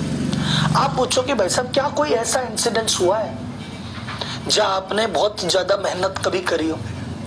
तो जिसने नहीं की होगी वो बोलेगा बड़ा बिचिब्बा, और जिसने की होगी वो बोलेगा हाँ भाई साहब एक बार की बात है। देखो आपके पहले हम तो बैंक में थे, बैंक में तो आपको पता है सर 9 साढ़े 9 जाना पड़ता है, 7 का होता है, कभी भी क्लोजिंग होती है तभी रुकता है। एक बार वो कोई मशीन का हमारा प्रोजेक्ट चल रहा था, ऐसे सा रात को 2-2 बजे कर जाते थे सर, ऐसा है। अगर उसने हार्डवर्क किया होगा तो वो आंसर लाइव परिस्थिति से देगा। तो आप सवाल जब भी पूछो तो ऐसे पूछो जो एक्चुअल परिस्थिति, ये मत पूछो अरे भाई साहब एक बताओ आपके साथ कभी ऐसा हुआ आपका कभी टारगेट पूरा नहीं हुआ, तो ऐसी कंडीशन में आपने क्या किया? टारगेट पूरा, अच्छा आप मैनेजर के लिए इंटरव्यू के लिए आए हो ना? हाँ, तो आपने टीम संभाली है पहले? बोले हाँ सब संभाली है। तो मान लो आपकी टीम में अगर 2 लोग आपस में लड़ लेते हैं तो कैसे मैनेज करते हो उसको? बोले आपकी टीम में अगर कोई बंदा एटीट्यूड दिखा रहा है तो क्या करते हो उसका? अगर एक बंदा मान लो मेहनत तो करता है रिजल्ट नहीं आ रहा, उसका क्या करोगे? ऐसे सवाल पूछो जिसमें उसको सोच के मजबूर करके लंबा जवाब देना पड़े, तभी आपको उसका बात समझ में आएगी। ठीक है भाई साहब, नेक्स्ट, आप उससे ये पूछो कि भैया अगर वो एक्सपीरियंस आदमी है, उससे पूछो पिछली जॉब में क्या करते थे और कैसे करते थे। ये सबसे इंपॉर्टेंट सवाल है, मजा आ जाएगा। जैसे आपके पास कोई एक्सपीरियंस बंदा आया 5 साल पुराना, 3 साल पुराना फ्रेशर, आप उससे पहले क्या काम करते थे? सर पहले मैं वहां काम करता था। तो वहां क्या काम करते थे? बस सर वही अकाउंट, जैसे मान लो सेल्स का बंदा है, पहले क्या करते थे? सर सेल करते थे। नहीं कैसे करते? बस कैसे करते थे? कॉल कर लेते थे, मीटिंग कर लेते थे। तो अब्बा डब्बा चब्बा है, इसको नहीं रखना है। कोई पूछे भाई सब पहले क्या करते थे? सब पहले वाले ऑफिस में हमारे सेल का काम था, तो हमारे क्या फलाना प्रोडक्ट था, तो हम पहले 9:30 बजे ऑफिस पहुंचते थे, एक मीटिंग होती थी, मैनेजर में टारगेट देता था, फिर हमारा काम लेके निकलते थे फील्ड में, फिर 2 मीटिंग लंच के पहले, फिर 2 मीटिंग लंच के बाद होती थी, फिर शाम को एक फॉलोअप मीटिंग होती थी, सैटरडे को हमारी ट्रेनिंग होती थी, और फिर हम ऐसे करते थे। फिर हम लोग अच्छा बढ़िया, तो जो इतना डिटेल में खुल के बताया ना मैंने, ये किया, उसने तो काम किया है। फिर आप पूछो चाहे मीटिंग करते थे, क्या होता था मीटिंग में, कैसे करते थे मीटिंग? अच्छा फॉलोअप कैसे करते थे, क्या होता था उसमें? ट्रेनिंग कैसे करते थे, क्या होता था उसमें? अच्छा आपका टारगेट पूरा होता था, क्या मिलता था आपको? अच्छा टारगेट पूरा नहीं होता था, कैसे करते थे? सारी चीज क्या करते थे और कैसे करते थे। 2 सवाल, क्या करते थे, कैसे करते थे, क्या करते थे, कैसे करते थे। बंदा ईमानदार होगा तो सारी बात सामने आ जाएगी, बंदा कामचोर होगा तो भी बात सामने आ जाएगी। सत्य वचन है वैसा। तीसरा, उससे 3 ऐसे सवाल जो आप उससे करवाना चाहते हो। आपको पता है राहुल जी मैं सेल्स मैनेजर से लिख रहा हूँ, मैं इससे ट्रेनिंग करवा लूंगा, तो पूछो उससे कि क्या तुम ट्रेनिंग कर सकते हो? हाँ, कैसे करोगे? आप चाहते हो राहुल जी मैं इसको इसलिए रखूंगा फॉलोअप करने के लिए, तो आप इसे पूछोगे क्या फॉलोअप कर सकते हो? बोले हाँ, कैसे करोगे? सर ये कंप्लेन रखने के लिए मैं करा रहा हूँ। अच्छा सर आप कंप्लेन संभाल लोगे? हाँ, कैसे संभालोगे, क्या तरीका है? आपके बिजनेस में भी कोई प्रॉब्लम आ रही है? हाँ राहुल जी मेरे कंपनी में कोई हमारे पुराने एम्प्लॉई है, बहुत एटीट्यूड दिखा, हम अच्छा करता है लेकिन एटीट्यूड दिखा रहा, समझ नहीं आ रहा क्या करूं। इससे पूछो इंटरव्यू में कि भाई बता रहे ऐसा कोई बंदा हो तो क्या करेंगे। मान लो आपकी कोई व्यक्तिगत समस्या है कि राहुल जी एक बंदा है, बहुत प्यारा आदमी, बहुत क्यूट आदमी, रिजल्ट नहीं दे रहा, उसका क्या करूं। पूछो इससे कि क्या करेगा भाई ऐसी कंडीशन में। आपके जो पर्सनल व्यक्तिगत सवाल आपको बिजनेस में परेशान कर रहे हैं, इंटरव्यू में पूछ लो। या तो वो आंसर नहीं देगा तो आपको नहीं है, लेकिन अगर वो सही आंसर दे दे तो आपका तो इंटरव्यू सफल हो गया। आपको लगे तो मस्त आदमी एकदम सही ऑप्शन दिया, क्या बात बताइए, फिर उसको बोलो हाँ भाई तूने जो आंसर दिया एकदम सही है, अब तुझे हायर कर रहे हैं, जो तूने बोला है ना वो करके दिखा, हायर करके दिखा। कुल मिला के आप अपनी प्रॉब्लम उससे पूछोगे, वो जवाब नहीं दे सकता तो अच्छी बात है ना, हायर करके क्या करते हैं, आपकी प्रॉब्लम तो वहीं की वहीं हो, जवाब तो दे नहीं रहा। और अगर वो जवाब दे दे और आपको अच्छा लगे वाह यार जवाब तो सही दिया, तो उसको बोला आपको मैंने प्रॉब्लम पूछी थी, आपने जवाब दिया था, ये प्रॉब्लम है, आ जाओ करो सॉल्व। अब 3 महीने प्रोबेशन पीरियड है, 3 महीने का, आप अगर इसको सॉल्व कर देते हो तो ठीक है कंटिन्यू कर जाना, और अगर आप इंटरव्यू में डब्बा चब्बा कर रहे थे, मैं 1 महीने में टाटा बाय बाय कर दूंगा। तो मुझे चैट बॉक्स में बताइए, अगर आप इस प्रकार इंटरव्यू लेंगे, आपको कोई बेवकूफ बना के कंपनी में घुस सकता है? कोई बेवकूफ बना के कंपनी में घुस जाएगा? अगर कोई निकम्मा नाकारा चोर है, अगर एकदम ही नो स्किल नो विल आलसी है, आपको यहां पकड़ नहीं आ जाएगा, क्योंकि वो बता ही नहीं पाएगा कि वो क्या करता था, वो बता ही नहीं पाएगा कैसे करता था, वो आपके प्रॉब्लम का आंसर ही नहीं दे पाएगा। जब आप पूछोगे क्या करेगा कैसे करेगा, बता ही नहीं पाएगा, हो गया ना भाई साहब की। और अगर कुछ गड़बड़ हो गई तो 1 महीने का टाइम है ना, अभी तो प्रोबेशन पीरियड है, हम तो उसको ज्वाइन करके बोले 3 महीने प्रोबेशन पीरियड है, 3 महीने देखेंगे कौन कितने पानी में, फिर होगा तो पक्का। तो अगर कुछ ऊंच नीच भी है तो अपने तो 2 दिन में 3 दिन में 10 दिन में पकड़ा जाएगी। टेक्निकल पर्सन का क्या करें, मैं बोलता हूं सर आप है ना प्रैक्टिकल इंटरव्यू लिया करो। जैसे आपने कहा राहुल जी मेरे को एक बंदा रखना है, वो टेंडर भरेगा, तो उससे इंटरव्यू में ही टेंडर भरवा लो। उसको कहो भी आपका इंटरव्यू होगा थोड़ी देर में, ये 2 टेंडर है, इसको भर के दिखाओ कैसे भरते हैं। आप किसी लेबर को रख रहे हो, उससे मशीन चलवाओगे ना, तो लेबर को इंटरव्यू में बोलो कि भाई इंटरव्यू तो अभी करेंगे, पहले मशीन चला के आते कैसे चलती है। 4 एंट्रियां लिख के रखोगे, भाई अकाउंटेंट साहब ये एंट्री करके बताओ इन 4 चीजों कैसे करोगे। आप तो मुझे जीएसटी की फाइनल डेट बताओ कौन कौन सी है। आप किसी से एक्सेल करना चाहते हो तो एक्सेल में 4 फॉर्मूले करा के दिखाओ। अगर आप मेल करवाना चाहते हो तो मेल करवा के दिखाओ। किसी को कोडिंग के लिए रख रहे हो तो कोड करवा के दिखाओ। आपको लग रहा है सर ये तो मुझे खुद को नहीं आता, तो एक एक्सपर्ट बिठा लो। अकाउंटेंट का इंटरव्यू लो तो अपने सीए को बोलना सर ये थोड़ा सा 5 मिनट इसको देखो ना, बात करो ना इससे। आप आके करोगे तभी मोटा मोटी मैंने देख लिया, ये चीज आप ही ओके करो साहब। प्रोडक्शन की कोई चीज है, लेबर मैनेजर को बोलो भाई तू इसको ओके कर, तू ओके कर तो उसको मैं रखूं। मैनेजर और एक्सपर्ट को साथ में रख लो। और बकायदा बोला तेरे को ज्वाइन तो करा दिया है, पर इतने महीने में ये टारगेट अचीव कर देना। अगर वो कर देगा तो वो टैलेंटेड है, वो नहीं कर सकता तो हम टाटा बाय बाय कर देंगे। क्लियर है? सैलरी के लिए आपको वैसे दिक्कत इसलिए नहीं आने वाली क्योंकि आपने पहले जेडी में लिख दिया कि 20 से 25 के बीच में दूंगा, तो जिसको 30 चाहिए वो तो वैसे भी नहीं आएगा, 20 से 25 वाला ही आएगा। तो नेगोशिएटर आपको 20 से 25 के बीच में करना है, तो बड़ा आसान है। अगर आपको बंदा बहुत लगे बढ़िया सपनों में सुहागा, 25 कर दो। आपको लगे ठीक ठाक सा है तो 22-23 पे रोक दो। गेम ये है कि जो भी बाजार की रेट है ना, उससे 2-5 हजार ऊपर देना। बाजार की रेट से 2-5 हजार ऊपर देने से वो आपके पास लंबे समय तक रुकता है। बाजार में अकाउंटेंट को 20 मिल रहे हैं तो आप 22 दो, बाजार में मैनेजर को 30 मिल रहे हैं तो आप 33 दो। कुछ ऐसा दो कि वो बोले यार तो बाजार से अच्छी रेट है, तो फिर मेहनत लगा के काम करेगा, आसानी से आपकी जॉब छोड़ेगा नहीं। That's the rule, that's the game. क्या बोलती है पब्लिक? क्या बोलती है पब्लिक साहब? आवे क्या मजे? कुछ नया सीखा क्या मेरे भाइयों ने? अब इस नॉलेज की अभी मैं आपको बताऊंगा गोल्डन रूल, और बताऊंगा इंटरव्यू के कुछ गोल्डन रूल अभी और बताऊंगा।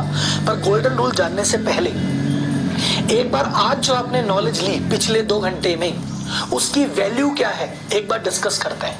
तो एक डायरी निकालो, एक पेन निकालो, डायरी पेन निकालो फटाफट, तुरंत डायरी पेन निकाला जाए और एक क्वेश्चन है उसके आंसर दिए जाए।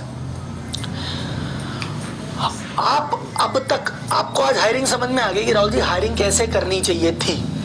मुझे बताइए सालाना पर एनम आप बुरी हायरिंग पे लगभग कितना नुकसान कर देते थे, आज आप महसूस कर रहे हैं कि राहुल जी एक गलत आदमी हमने हायर किया। मान लो एक बंदा 20 हजार में हायर करते थे, वो बंदा आता था 3 महीने एकदम निकम्मा, कुछ नहीं जानता था, 3 महीने बाद उसको भगाते थे, पर वो 20 हजार रुपए के हिसाब से 60 हजार की सैलरी लेके चला जाता था। फिर कोई दूसरा बंदा आता था, फिर वो कोई आधा कचरा सा काम करता था, फिर 6 महीने बाद उसको रवाना करते थे, वो 20 हजार रुपए वो भी लेके चला जाता था। साल का 2-5 लाख का नुकसान तो मेरा इसलिए हो जाता है कि हम ढंग की हायरिंग नहीं कर पाते। तो मुझे चैट बॉक्स में आप अपना एवरेज कैलकुलेशन करके मुझे पहली बार आपके पास पेन और डायरी में लिखो कि बिना अच्छा आदमी एक बुरी हायरिंग से, कि राहुल जी हम क्या जैसे हर जिसको इंटरव्यू में बुला लेते थे, कैसे तैसा भी इंटरव्यू ले लेते थे, फिर वो आ जाता था, फिर 2-3 महीने बाद समझ पड़ता था बेकार है, फिर बड़े मुश्किल से उसको निकालते थे, काम ढेला कुछ नहीं करता था और इतना पैसा खराब करके निकल जाता था, या इतना टाइम खराब करता था जिसकी वैल्यू ये थी। तो मुझे कमेंट बॉक्स में आप पहले डायरी पेन में अपना लिख लीजिए और मुझे कमेंट बॉक्स में बताइए कि सर सालाना इतना नुकसान तो हो जाता था जो अब भगवान की कृपा से नहीं होगा। अमाउंट में लिखिए, अमाउंट में लिखिए। किसी ने लिखा 10%, परसेंट नहीं, अमाउंट,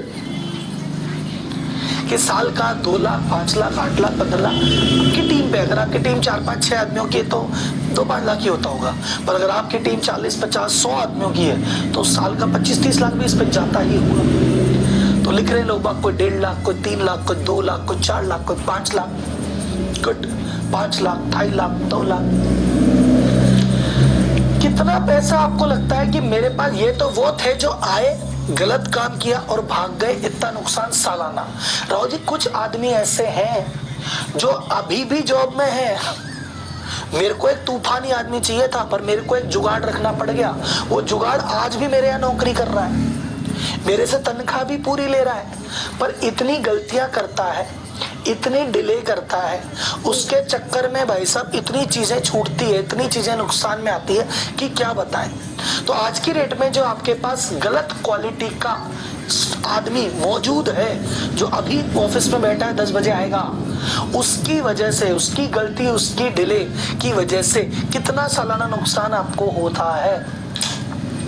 कि सर अगर ये जो क्वालिटी है मेरे पास से अगर अच्छी क्वालिटी होती तो जैसे मान लो ये सब आदमी, इसकी वजह से 2-5 लाख का नुकसान साल का होता है ऐसा, या सर इसकी जगह अगर कोई बढ़िया क्वालिटी का आदमी मिल जाता ना भाई साहब, राहुल जी लिख के देता हूँ 10 लाख ऊपर कमाते, तो लिख लीजिए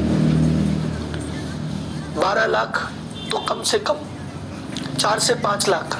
अब जो कुछ लोग लिख रहे हैं ना गिनती ही नहीं है, ये क्या होता है सर, गिनती ही नहीं है? गिनती तो करनी पड़ेगी ना सर। जितना देखो, मैं क्या चाहता हूं, मैं चाहता हूं आप एक नंबर निकालो और वो नंबर निकले और वो आपको सुबह शाम दिन रात दुख दे, काटे, वो आपके पीछे पड़े, आपको सोने ना दे, ये क्या नंबर है? तो ये जब झुंझला जाओगे ना, तब सुधार करोगे।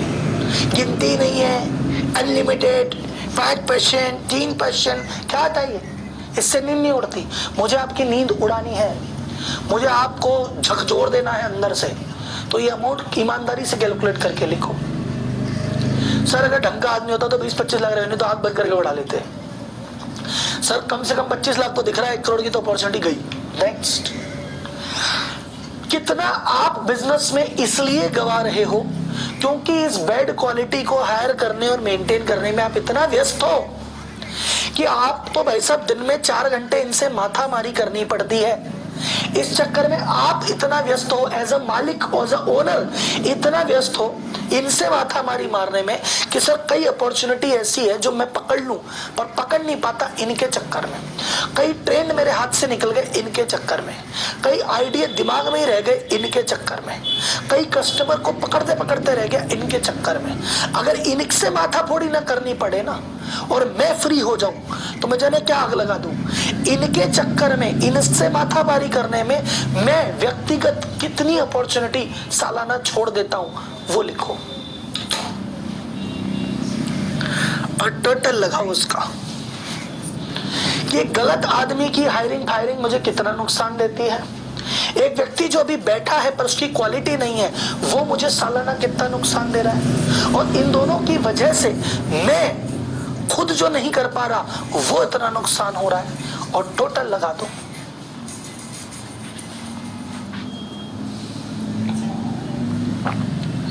$5 लाख, 2 लाख, 30 लाख, 2.5 करोड़, 3.5 करोड़, 10 लाख, 35 लाख, मिनिमम 10 करोड़, 5 करोड़, 8 करोड़, 25 करोड़, 3 लाख, 2.5 लाख, 7 लाख, 17 लाख।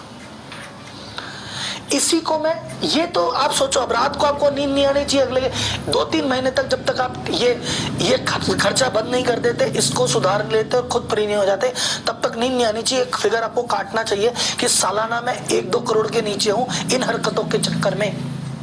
और इसका एक पॉजिटिव साइड, रिवर्स साइड बताता हूं, अपॉर्चुनिटी, कि अगर मुझे एक सेल्स का, मैं तो ज्यादा बात ही नहीं कर रहा राहुल जी, सिर्फ एक सेल्स का खूंखार बंदा मिल जाए, एक सेल्स का, जो सेल्स 24 घंटे सुबह से लेकर शाम तक बढ़िया लीड पकड़ता है, बढ़िया मीटिंग करता है, बढ़िया कन्वर्जन करता है, बढ़िया रिलेशन बनाता है, बढ़िया रिपीट धंधा लेता है, ऐसा एक बंदा मिल जाए, एक हायरिंग तमीज की हो जाए, कितनी एडिशनल रेवेन्यू हो जाएगी कमेंट बॉक्स में बताओ।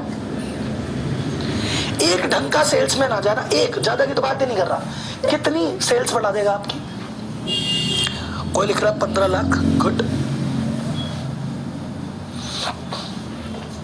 डबल मत लिखो सर, मुझे क्या पता आपका कितना है। अगर आप 2 करोड़ कर रहे हो तो आपका डबल तो 4 करोड़ हो गया, और अगर आप 2 लाख हो तो आपका डबल 4 लाख हो। मुझे क्या पता आप 4 लाख के 4 करोड़। ये ना डबल बहुत ज्यादा अनलिमिटेड सोचना पड़ेगा, 10% मत लिखो, अमाउंट लिखो। 20 करोड़, 1 करोड़, 3 लाख, 50 लाख, 5 लाख मार्जिन एक्स्ट्रा, 3 से 4 करोड़ बढ़ा देंगे। इन्फिनिटी मत लिखो, मैंने कहा इन्फिनिटी नहीं, 30 लाख, 20 लाख, हर महीने 1 करोड़ की सेल कहीं नहीं गई। दूसरा, अगर आप अपने ऑपरेशन में, ये तो सेल है, आपने ऑपरेशन में, यानी आपका सेल्स के अलावा परचेज में, स्टॉक में, प्रोडक्शन में, स्टाफ में, मैनेजमेंट में अगर एक ढंग का आदमी रख लो तो कितनी कॉस्ट वो बचा देगा, या कितना एक्स्ट्रा काम कर। चल एक ढंग का ऑपरेशन में आदमी आ जाए ना, मैं अभी 10 टन का प्रोडक्शन करता हूँ, मैं 15 टन करने लग जाऊँ। मैं सर अभी 10% मेरा वेस्टेज है, मेरा वेस्टेज 8% ही रह जाए, मेरे भाई साहब मैं महीने के 3-4 लाख का नुकसान हो, सीधा सीधा बच जाए। कितना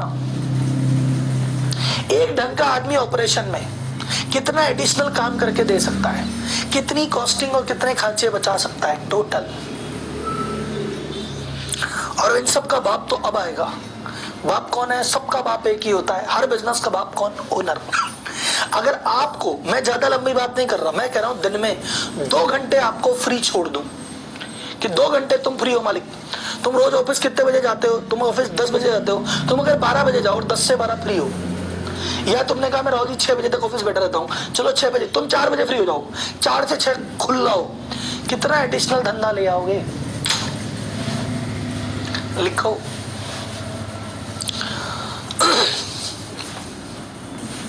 देख लो मेरे भाइयों, एक एम्प्लॉय की कीमत तुम क्या जानो रमेश बाबू? एम्प्लॉय बाबू, एम्प्लॉय की कीमत समझ में आ गई क्या? समझ में आई? आदमी क्यों कह रहा था कि एम्प्लॉय तो सेल से भी इंपॉर्टेंट है, एम्प्लॉय तो प्रोडक्ट से भी इंपॉर्टेंट है? क्योंकि भाई एम्प्लॉय अगर सुधर जाए तो सेल भी सुधर जाती है, एम्प्लॉय सुधरे तो प्रोडक्शन सुधर जाता है, एम्प्लॉय सुधरे तो ऑपरेशन सुधर जाता है, एम्प्लॉय सुधरे तो मालिक फ्री हो जाता है, और मालिक फ्री होता है तो भूचाल आता है। तो ये जो आपके फिगर आए ना 5 करोड़ 7 करोड़ 8 करोड़ 10 करोड़, एकदम सपनों के फिगर नहीं है, शेख चिल्ली फिगर नहीं है, प्रैक्टिकल है। मैं एक लाइन बार बार कहता हूं, मैं रिपीट करूंगा उस लाइन को। आपकी सेल अगर आज 5 करोड़ की है तो नहीं है आपकी 15 की है, 10 के आप ठोकर मारते हो। गलत एम्प्लॉय रख के, कचरा एम्प्लॉय के चक्कर में फंस के, इन लोगों को संभालने में खुद की शक्ति, आपकी शक्तियों का गलत इस्तेमाल हो रहा है मालिक। तुम तो, मैं कह रहा हूं तुमको साल भर कोई फिल्ला छोड़ दे सर पे कफन मान के, तुम 10 करोड़ का धंधा भी कर लो, लेकिन तुम क्या 1 करोड़ का बिजनेस संभालते रहते हो सुबह शाम। सत्य वचन है क्या? सत्य वचन है क्या मेरे भाई?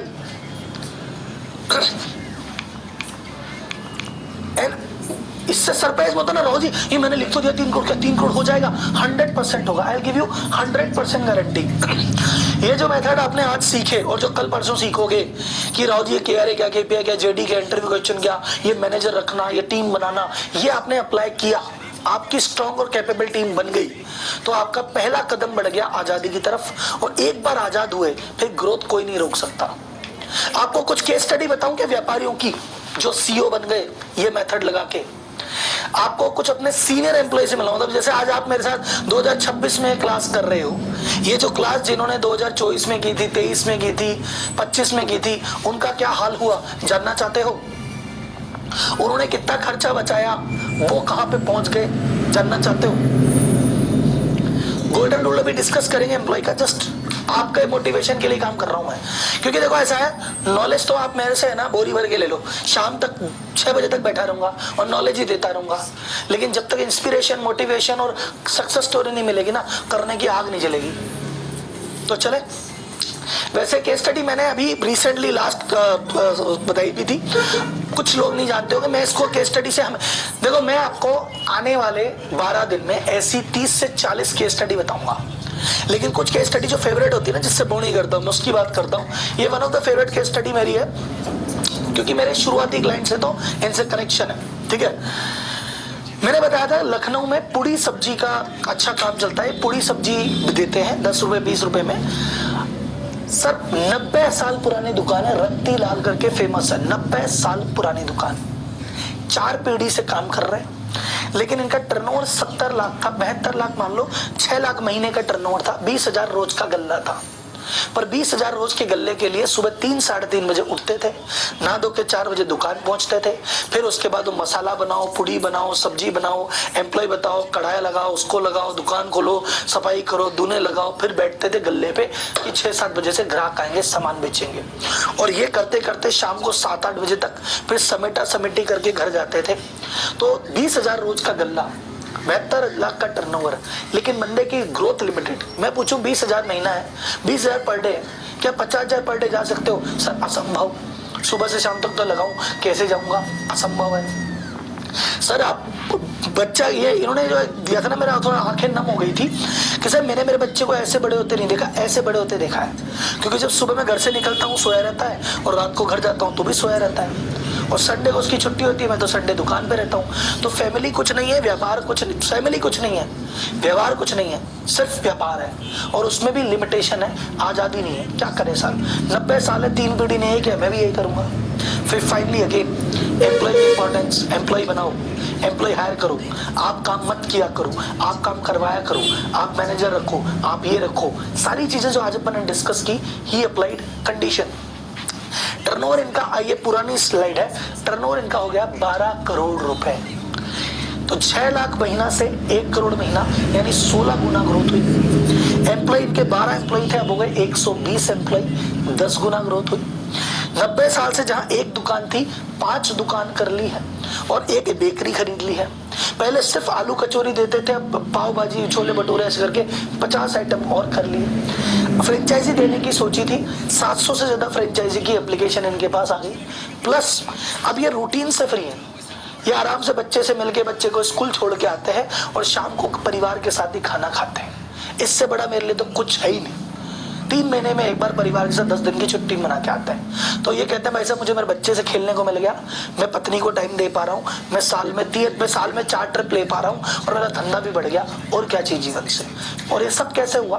तो अगर किसी ने लिखा ना राहुल जी क्या मेरा धंधा बढ़ सकता है, आपके सामने 70 लाख का धंधा 12 करोड़ तो गया है, और ये और जाएगा, ये 100 करोड़ भी जाएगा, और इनका आईपीओ भी आएगा। अभी तो रुको जरा। सेम चीज ये रिटेलर, ये दुकान की बात थी, ठीक है। अब फैक्ट्री की बात, न्यू दिल्ली में इनकी यान की फैक्ट्री है, 3 करोड़ की सेल पे थे, 10 करोड़ की सेल हो गई मात्र 18 महीने में। 7% मार्जिन था, 22% मार्जिन आ गया। क्यों?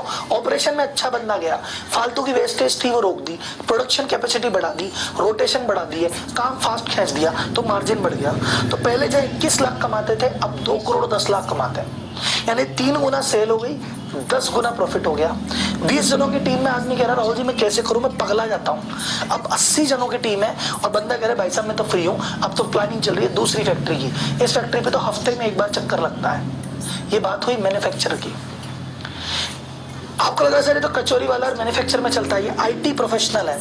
2.5 करोड़ का टर्नओवर था, इंदौर में बैठते थे, इंडिया के क्लाइंट देखते थे, मात्र 3 जनों की टीम थी, 3 जनों की टीम, 2.5 करोड़ का टर्नओवर, काम चल रहा था। बोले राहुल जी हमारा मार्जिन अच्छा है, 25% मार्जिन है, 60 लाख कमाते हैं तो 5 लाख महीना बहुत है, 3 आदमी को तनख्वाह देनी है, 5 लाख महीना कमाना है, बहुत है, लेकिन इससे आगे नहीं बढ़ पा रहा और राहुल जी फ्री नहीं हो पा रहा। डोंट वरी, अभी टर्नओवर है 15 करोड़ रुपए, मार्जिन हो गया 50%, यानी 6 करोड़ का प्रॉफिट हो गया।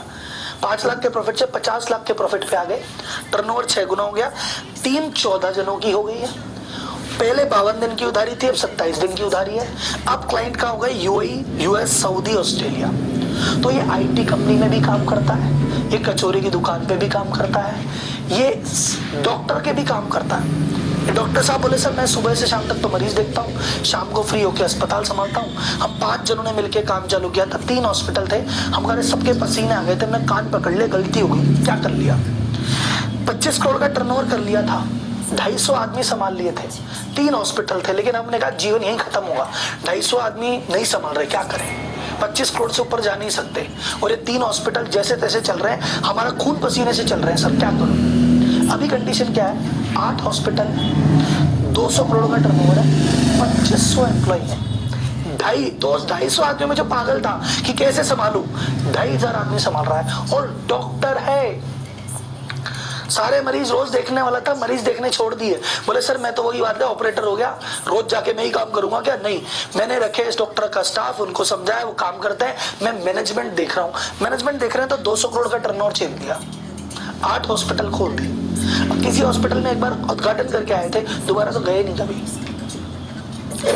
तो ये चीजें ऐसी 1000 से ज्यादा केस स्टडीज हैं, हर शहर की है, हर इंडस्ट्री की है, हर प्रोडक्ट की है, हर लेवल की है, ठीक है। जहां को मैंने पर्सनली, ये सभी क्लाइंट की मुझे याद इसलिए मैंने पर्सनली एक के साथ मीटिंग करी है, पर्सनली एक का काम कराया है, एक चीज अप्लाई कराई है।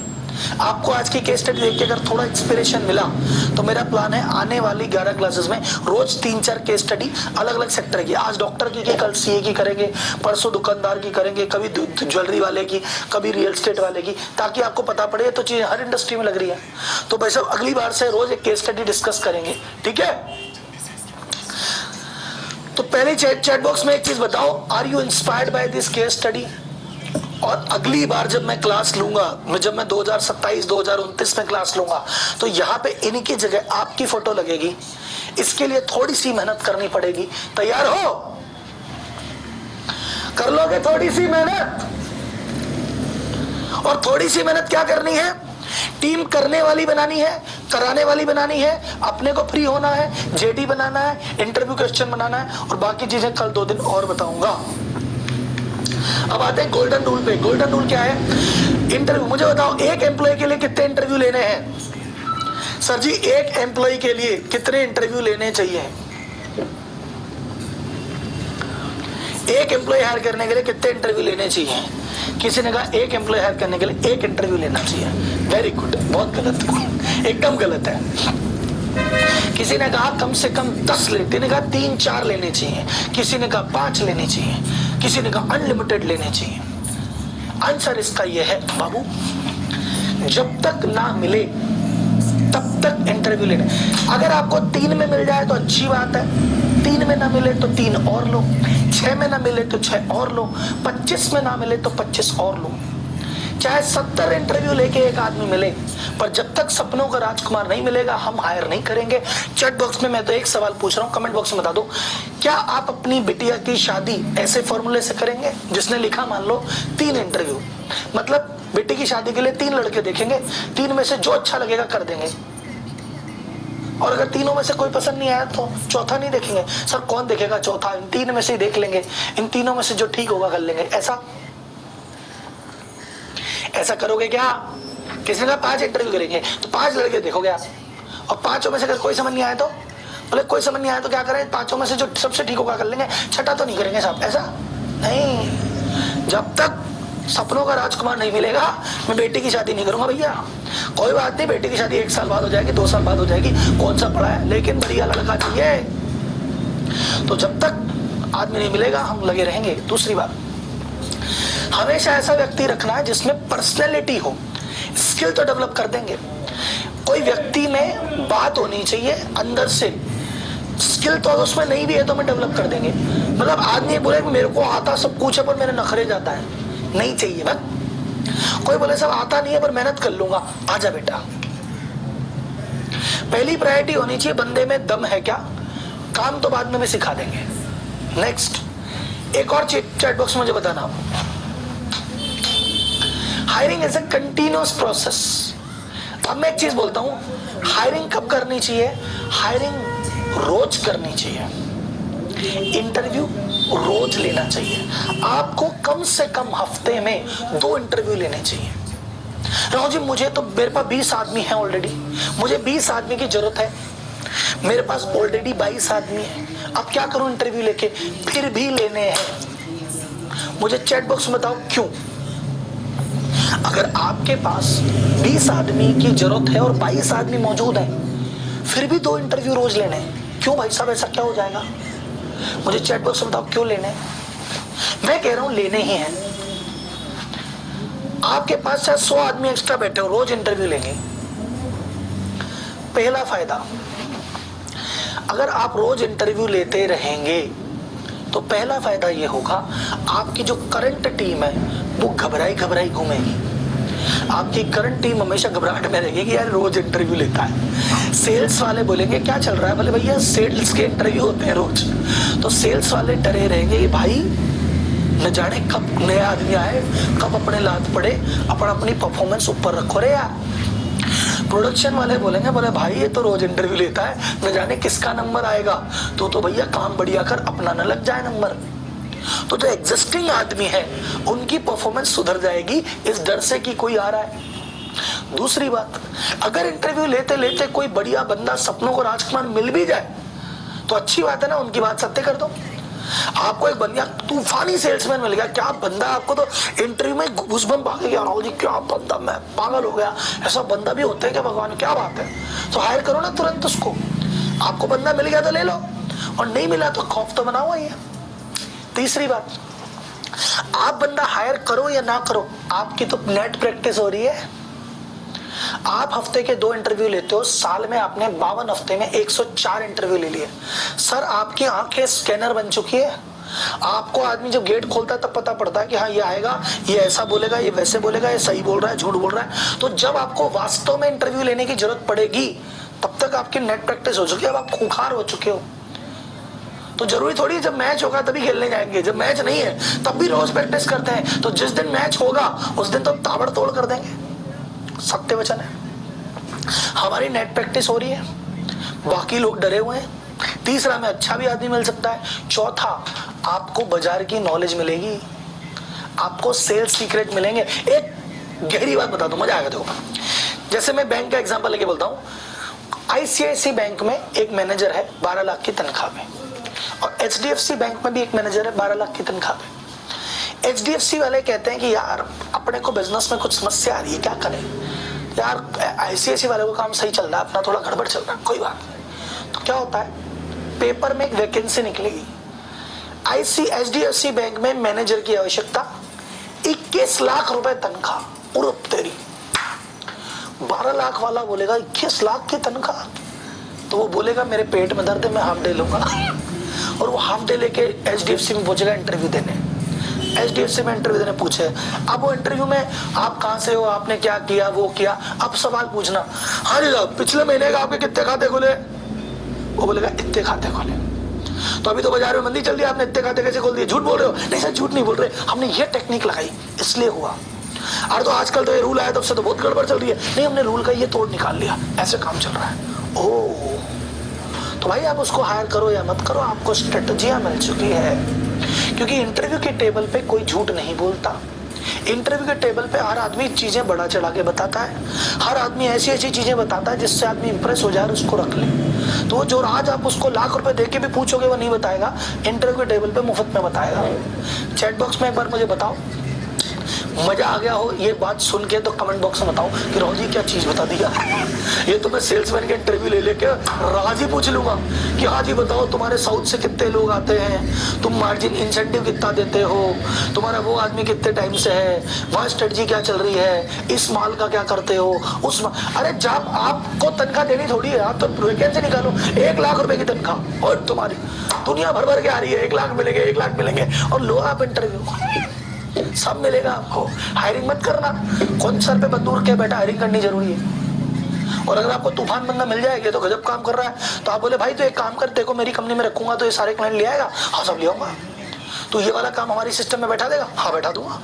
सर आजकल तो हम यही से सब कुछ करने लग गए, अच्छा ये से ये भी होता है, ये भी होता है, ये भी होता होगा, तो चलो तेरे को मैं हायर करूंगा तो मेरे ये लगवा देगा, सब 2 महीने में लगा दूंगा, डन हायर्ड, आजा लगवा के जा, काम भी तो हो गया आपका। आपको बाजार का आइडिया मिल गया, स्ट्रेटजी मिल गई, राज मिल गए, और भाई साहब प्रैक्टिस हो गई, बंदे डर गए। अरे भाई साहब इंटरव्यू से कोई अच्छी चीज है क्या? तो आपकी सुबह से लेकर शाम तक, देखो अपन ने अभी क्लास ली है, देखो सर आज की क्लास में 9:20 हुए हैं, लेकिन आज की क्लास लिए हुए हैं शुरुआत के 20 मिनट में मैं इंट्रोडक्शन किया था, इसलिए अपने क्लास ही 9:25 पे चालू की थी, मैं एग्जैक्ट बंद कर दूंगा, 7:25 में चालू की थी, 9:25 पे और हो जाएगी, कल टाइम से हो जाएगा काम। लेकिन आपने मुझे क्लास के शुरुआत में कहा कि राहुल जी मुझे अच्छे लोग मिलते ही नहीं, तो मैंने क्या बोला, भाई तू जेडी बना ले और ऑक्टोपस हायरिंग कर, तुझे लोग अच्छे मिल जाएंगे। आपने कहा राहुल जी लेकिन है ना हर कोई एरा गहरा नत्थु खेरा इंटरव्यू में सेलेक्ट हो जाता है, क्या करें? मैंने कहा भैया तुम है ना इंटरव्यू स्किल सीखो, तुम प्रैक्टिस करो, तुम ये क्वेश्चन पूछो, तुम इन टिप का ध्यान रखो, तुम्हें बंदा अच्छा ही मिलेगा। फिर आपने कहा सर मेरे जो करंट एम्प्लॉय है ना वो आलसी है, सुस्त है, एटीट्यूड दिखाते हैं। अच्छा भाई साहब आप इंटरव्यू रोज लेना चालू रखो, जब रोज इंटरव्यू लोगे उनको घबराहट होगी कि भैया अब नंबर लग गया, अब तो कोई नया आएगा, हम घर जाएंगे, सब सुस्त वाले सब चुस्त हो जाएंगे। फिर आपने कहा सर जी मेरी ग्रोथ लिमिटेड है सर, मैं क्या करूं, मुझे तो ग्रोथ ही नहीं हो रही, मेरी फ्रीडम ही नहीं हो रही, और सर मुझे आदमी नहीं मिल रहे क्योंकि मेरे पास बजट नहीं है, मेरे पास लोग नहीं है। मैंने क्या कह दिया, ऑक्टोपस हायरिंग करो, लोग मिल जाएंगे, अच्छी सैलरी दो, लोग मिल जाएंगे, नहीं मिले तो थोड़ा टाइम दो, लोग मिल जाएंगे। आपने कहा जी मैं फंसा हुआ हूँ, मैंने बता दिया आप क्यों फंसे हो, 3 आत्मा आती है आपके अंदर। आप फ्री कब होगे, जब ये 3 आत्मा के 3 लोग रख लोगे आप फ्री हो जाओगे। तो मुझे चैट बॉक्स में हाय ना में आंसर देना, क्या आपको आज पता पड़ गया आप क्यों अटके हुए थे? चैट बॉक्स में बताओ क्या आपको पता पड़ गया आप क्यों अटके हुए थे? क्या आपको पता पड़ गया कैसे फ्री होना है? क्या आपको एम्प्लॉय की इंपॉर्टेंस समझ में आ गई? क्या आपको सीईओ जैसे कैसे हायर करना है समझ में आ गया? Thank you. तो सर जी आज तक क्या था, बड़े लोग इसलिए बड़े थे, उन्हीं को पता था कि बिजनेस में टीम की इंपॉर्टेंस कितनी है, उन्हीं को पता था कि पहले फ्रीडम आएगी तभी ग्रोथ आएगी, उन्हीं को पता था जेडी बनाना चाहिए, उन्हीं को पता था इंटरव्यू लेना चाहिए, उन्हीं को पता था मैनेजर रखना चाहिए। ये राज बड़े बड़े लोग पेट में दबा के बैठे थे, लेकिन अब ये जो राज ओपन कुछ लोग दबा के बैठे थे इसको अपन ने खुला कर दिया। अपन ने सब व्यापारी को बता दिया कि व्यापारी सुन, जो तुम कर रहे हो नौकरी है, व्यापार नहीं है। व्यापार के लिए टीम रखनी पड़ेगी जो तुम्हें फ्री करे। पहले फ्रीडम आएगी फिर ग्रोथ आएगी, और फ्रीडम के लिए पहले करने वाले फिर करवाने वाले, और उनके लिए पहले जेडी फिर इंटरव्यू प्रोसेस, और उसके बाद डेलीगेशन। अब ये राज हर व्यापारी जानता है। उनके हाथ में AK-47 थी, अब आपके हाथ में AK-47 दे दी है। अब बराबरी का मुकाबला होगा। अब हर व्यापारी बनेगा CEO। सर चैट बॉक्स में एक बार मैं बोल रहा हूं, मुझे मेरी बात पूरी करना। अब हर व्यापारी बनेगा, अब होगा असली मुकाबला, क्योंकि हर व्यापारी बनेगा CEO। तो आज का एक्शन प्लान लिख लो, इसका स्क्रीनशॉट लेना। आज आपको क्या करना है, एम्प्लॉय का असेसमेंट। आज जाके अपनी कंपनी को टटोलो कि आपके पास इनफ क्वांटिटी है या नहीं, कहीं आपके पास लोग कम तो नहीं। चेक करो, आप चेक करो कहीं आपके जिस भी काम में लोग लगे हुए हैं उनकी क्वालिटी कैसी है। आपकी कंपनी में 20 आदमी हैं, देखो कि 5 की क्वालिटी तो अति उत्तम है, 5 की तो बहुत खराब है, 5 में ये बाकी 10 में कोई 80%, कोई 20%। देखो कौन कितने पानी में है। अगर आप देखो आपकी कंपनी में कहाँ मैनेजर की नीड है, जहाँ है वहाँ लगाओ। आप देखो कहाँ पे हायरिंग लगेगी, कहाँ पे आपको ट्रेन करना पड़ेगा, कहाँ पे लोग हैं जिनको टाटा बाय बाय करने का वक्त आ गया है। चेक करो, क्योंकि आपकी कंपनी तभी तूफान बनेगी जब कुछ लोग जाएंगे, कुछ लोग आएंगे, कुछ लोग सीखेंगे। ये बदलाव होना जरूरी है।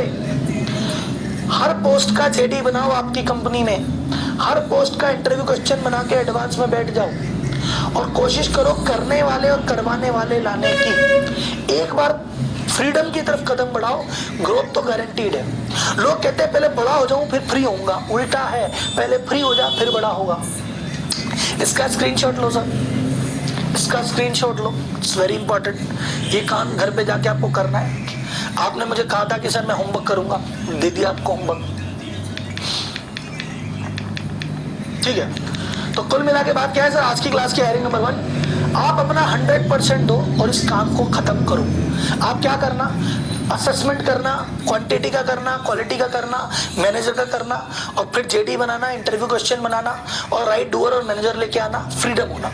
ये सारा काम आपको करना है। और आज आपको एक राज की बात और बता देता हूँ, राज की बात।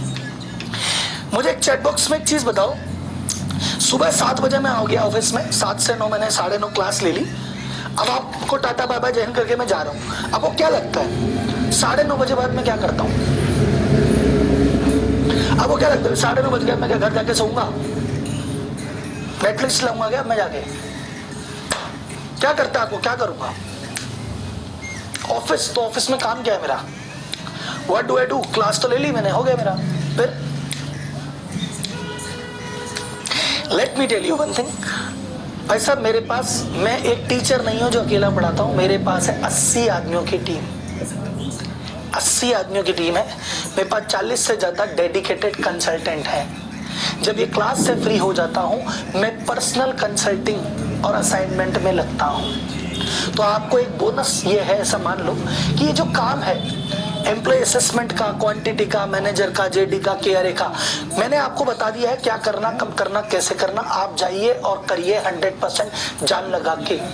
पर अगर आपको कुछ लगे कि राहुल जी मैंने किया, मेरे से तो हुआ ही नहीं, या राहुल जी मैंने किया तो सही लेकिन मेरी कंपनी थोड़ी सी बड़ी है, और इतनी बड़ी कंपनी है कि जरा सी ऊंची नीच हुई ना तो लाखों ऊपर नीचे हो जाते हैं, या राहुल जी मेरी कंपनी बड़ी छोटी है, शुरुआत में अगर कुछ गड़बड़ हो गई ना, नींव ही गड़बड़ हो गई तो आगे नहीं बनेगी। मेरे से अकेले कोशिश कर रहा हूं, मैं जानता हूं कि आप में से 90%, 95% लोग कर लेंगे, लेकिन 2-5% लोग अगर आपको लगता है कि आप नहीं कर सकते, तो मैं राहुल मलोदिया जो ऑनलाइन क्लासेस लेता हूं, इसके बाद मेरी पर्सनल कंसल्टिंग भी मैं देता हूं। मैं एक, जैसे अपना बैच चलता है ना 12 दिन का, वैसे मेरा एक बैच चलता है 6 महीने का, जिसमें मैं पूरे एक महीने में, 6 महीने में लगभग, मैं 6 महीने बोलता हूँ पर वो 8 महीने क्लास चलती है। मैं एक डेडिकेटेड कंसल्टेंट आपको देता हूँ, मैं आपके एम्प्लॉय की ट्रेनिंग करता हूँ, और ये सारी चीजें मैं एक एक करके व्यक्तिगत रूप से खुद इंप्लीमेंट कराता हूँ। तो साल में ऐसे 2 बार बूट कैंप होते हैं, 6 महीने का बैच बनाते हैं। एक बैच में मतलब 100-200 आदमी लेते हैं, उन 200 आदमी के पीछे 20 कंसल्टेंट लगते हैं और वो सुबह सुबह क्लास के बाद पूरा दिन बैठ के उनकी बात सुनते हैं, उनसे जूम मीटिंग करते हैं, उनसे कॉल करते हैं, उनको गाइड करते हैं, उनका काम चेक करते हैं और ये सारी चीजें अप्लाई कराते हैं और इंडिविजुअल डाउट क्लियर करते हैं। और मैं एम्प्लॉय की ट्रेनिंग भी करता हूँ। तो ये साल में 2 बार होता है, ठीक है। और ये लेकिन सिलेक्शन बेसिस पे, हम सबको नहीं लेते। हमारे एडवांस क्लास में बताऊं आपको, महीने के 1000 लोग रजिस्टर्ड होते हैं, यानी साल के 12,000 लोग हमारे पास इस क्लास में बैठते हैं। पर हम साल में जो बूट कैंप करते हैं वो 200-200 आदमियों के 2 बैच ही करते हैं, यानी सिलेक्शन रेशियो बहुत कम है। वो उन्हीं का होता है जो कि मैंने कहा ना, अटेंडेंस पूरी होती है, एक्शन ओरिएंटेड होते हैं, चैट बॉक्स में एक्टिव होते हैं, जो डूअर होते हैं। ये खींच देगा मीटर, इसमें अगर अभी हम जान लगाएंगे तो ये कंपनी दौड़ जाएगी। उनको हम चूज करते हैं, उनके साथ आगे बढ़ते हैं, क्योंकि हमको आगे आईपीओ लाना है इन कंपनियों का। तो हम इन कंपनियों को इसलिए गाइड करते हैं कि हमको इनका आगे आईपीओ लाना है। तो अगर आपको लगता है क्या कि सर ये मैंने कर लिया, मेरे से नहीं हुआ, तो हिम्मत मत हारना, अभी आपका भाई जिंदा है। तो ये बूट कैंप क्या होता है, कैसे होता है, कंसल्टिंग कैसे होती है, इसके बारे में मैं आपको एकदम लास्ट वीक में बताऊंगा। पहले वीक में आप फ्रीडम सीखो, दूसरे वीक में आप सेल सीखो, तीसरे वीक में फाइनेंस सीखो। फिर आपको लगे सारी चीजें मैं कर लूंगा, वेल एंड गुड। फिर आपको लगता है सर दिक्कत है, लास्ट वीक में मैं बताऊंगा ये चीजें कैसे और मैं करवाता हूँ। मुझे चैट बॉक्स में बताओ, एक्साइटेड फॉर दिस? किरोल जी आपने तो टेंशन ही मिटा दी। कुल मिला के मैं आपको कह रहा हूँ कि ऊपर से छलांग लगा दो, कुछ नहीं होगा, नीचे पैराशूट बिछा के बैठा हूँ। मैं जो भी चीज बता रहा हूँ ऐसे नहीं कि मैंने थ्योरी कर दी, ये मैं प्रैक्टिकल रोज कराता हूँ। मैं रोज रिजल्ट जनरेट करता हूँ, मैं 1000 रिजल्ट कर चुका हूँ, मैं हर इंडस्ट्री में हर लेवल पे कर के बैठा हूँ। तो आप ये मत सोचना कि अरे हमसे नहीं हुआ तो क्या होगा, ये 12 दिन बाद दुनिया खत्म। नहीं, 12 दिन बाद दुनिया खत्म नहीं, 12 दिन बाद दुनिया चालू होती है। तो घबराने का नहीं है, भाई अभी बैठा है। अब अगले 2 क्लास में क्या होगा, एम्प्लॉय अपन ने हायर कर लिया तो उससे क्या फॉर्मेलिटी करानी है कल देखेंगे, उसको क्या ट्रेनिंग देनी है कल देखेंगे, उससे सैलरी कितनी देनी है कल देखेंगे, उससे काम कैसे करवाना है कल देखेंगे, पुराने आदमियों का क्या करना है परसों देखेंगे, मोटिवेट कैसे करना है परसों देखेंगे, उनसे काम कैसे करवाना है परसों देखेंगे, मीटिंग कैसे करनी है परसों देखेंगे। यानी अभी तो ऐसा मान लो आज मैंने नींव बनाई है, फ्लोर तो मैं अब खींचूंगा कल और परसों में। आज तो हमने नए लोगों की बात की है, पुरानों की बात, जो नए की तो आप समझ गए कि आगे से जो आएंगे उनको देख लेंगे, जो अभी बैठे हैं उनका क्या करें, वो कल और परसों निपटाएंगे। क्या बोलती है public? Excited? How was the session today? आज थोड़ा टाइम लगा, 9:30 बजे, लेकिन अब कोई बात नहीं, मैं ऐसा ही हूँ। 9 के 9:30 बजेंगे, मेंटली ऐसे ही रेडी होके आना। 9 के 9:30 बजेंगे, मेंटली रेडी होके आना। मैं या तो मुझे बोल दो 9 बजे खत्म करना है, तो फिर मैं एकदम है ना, एकदम रेल बना दूंगा। मैं 8:30 तक तो नॉर्मल चलूंगा, 8:30 से 9 रेल बनाऊंगा। और अदरवाइज आप चाहते हो कि राहुल जी हॉल है मेंटेन योर स्पीड, आप अपने हिसाब से चलो, तो 9:30 अपने तो बचते हैं, ठीक है। आई होप आपको आज की क्लास में मजा आया होगा। इज दिस अ पैसा वसूल क्लास? अजी पैसा वसूल हो गया क्या? टाइम वसूल हो गया क्या? कुछ नया सीख लिया क्या? चलो इसी वादे के साथ कल सुबह 7 बजे फिर मिलेंगे। धन्यवाद।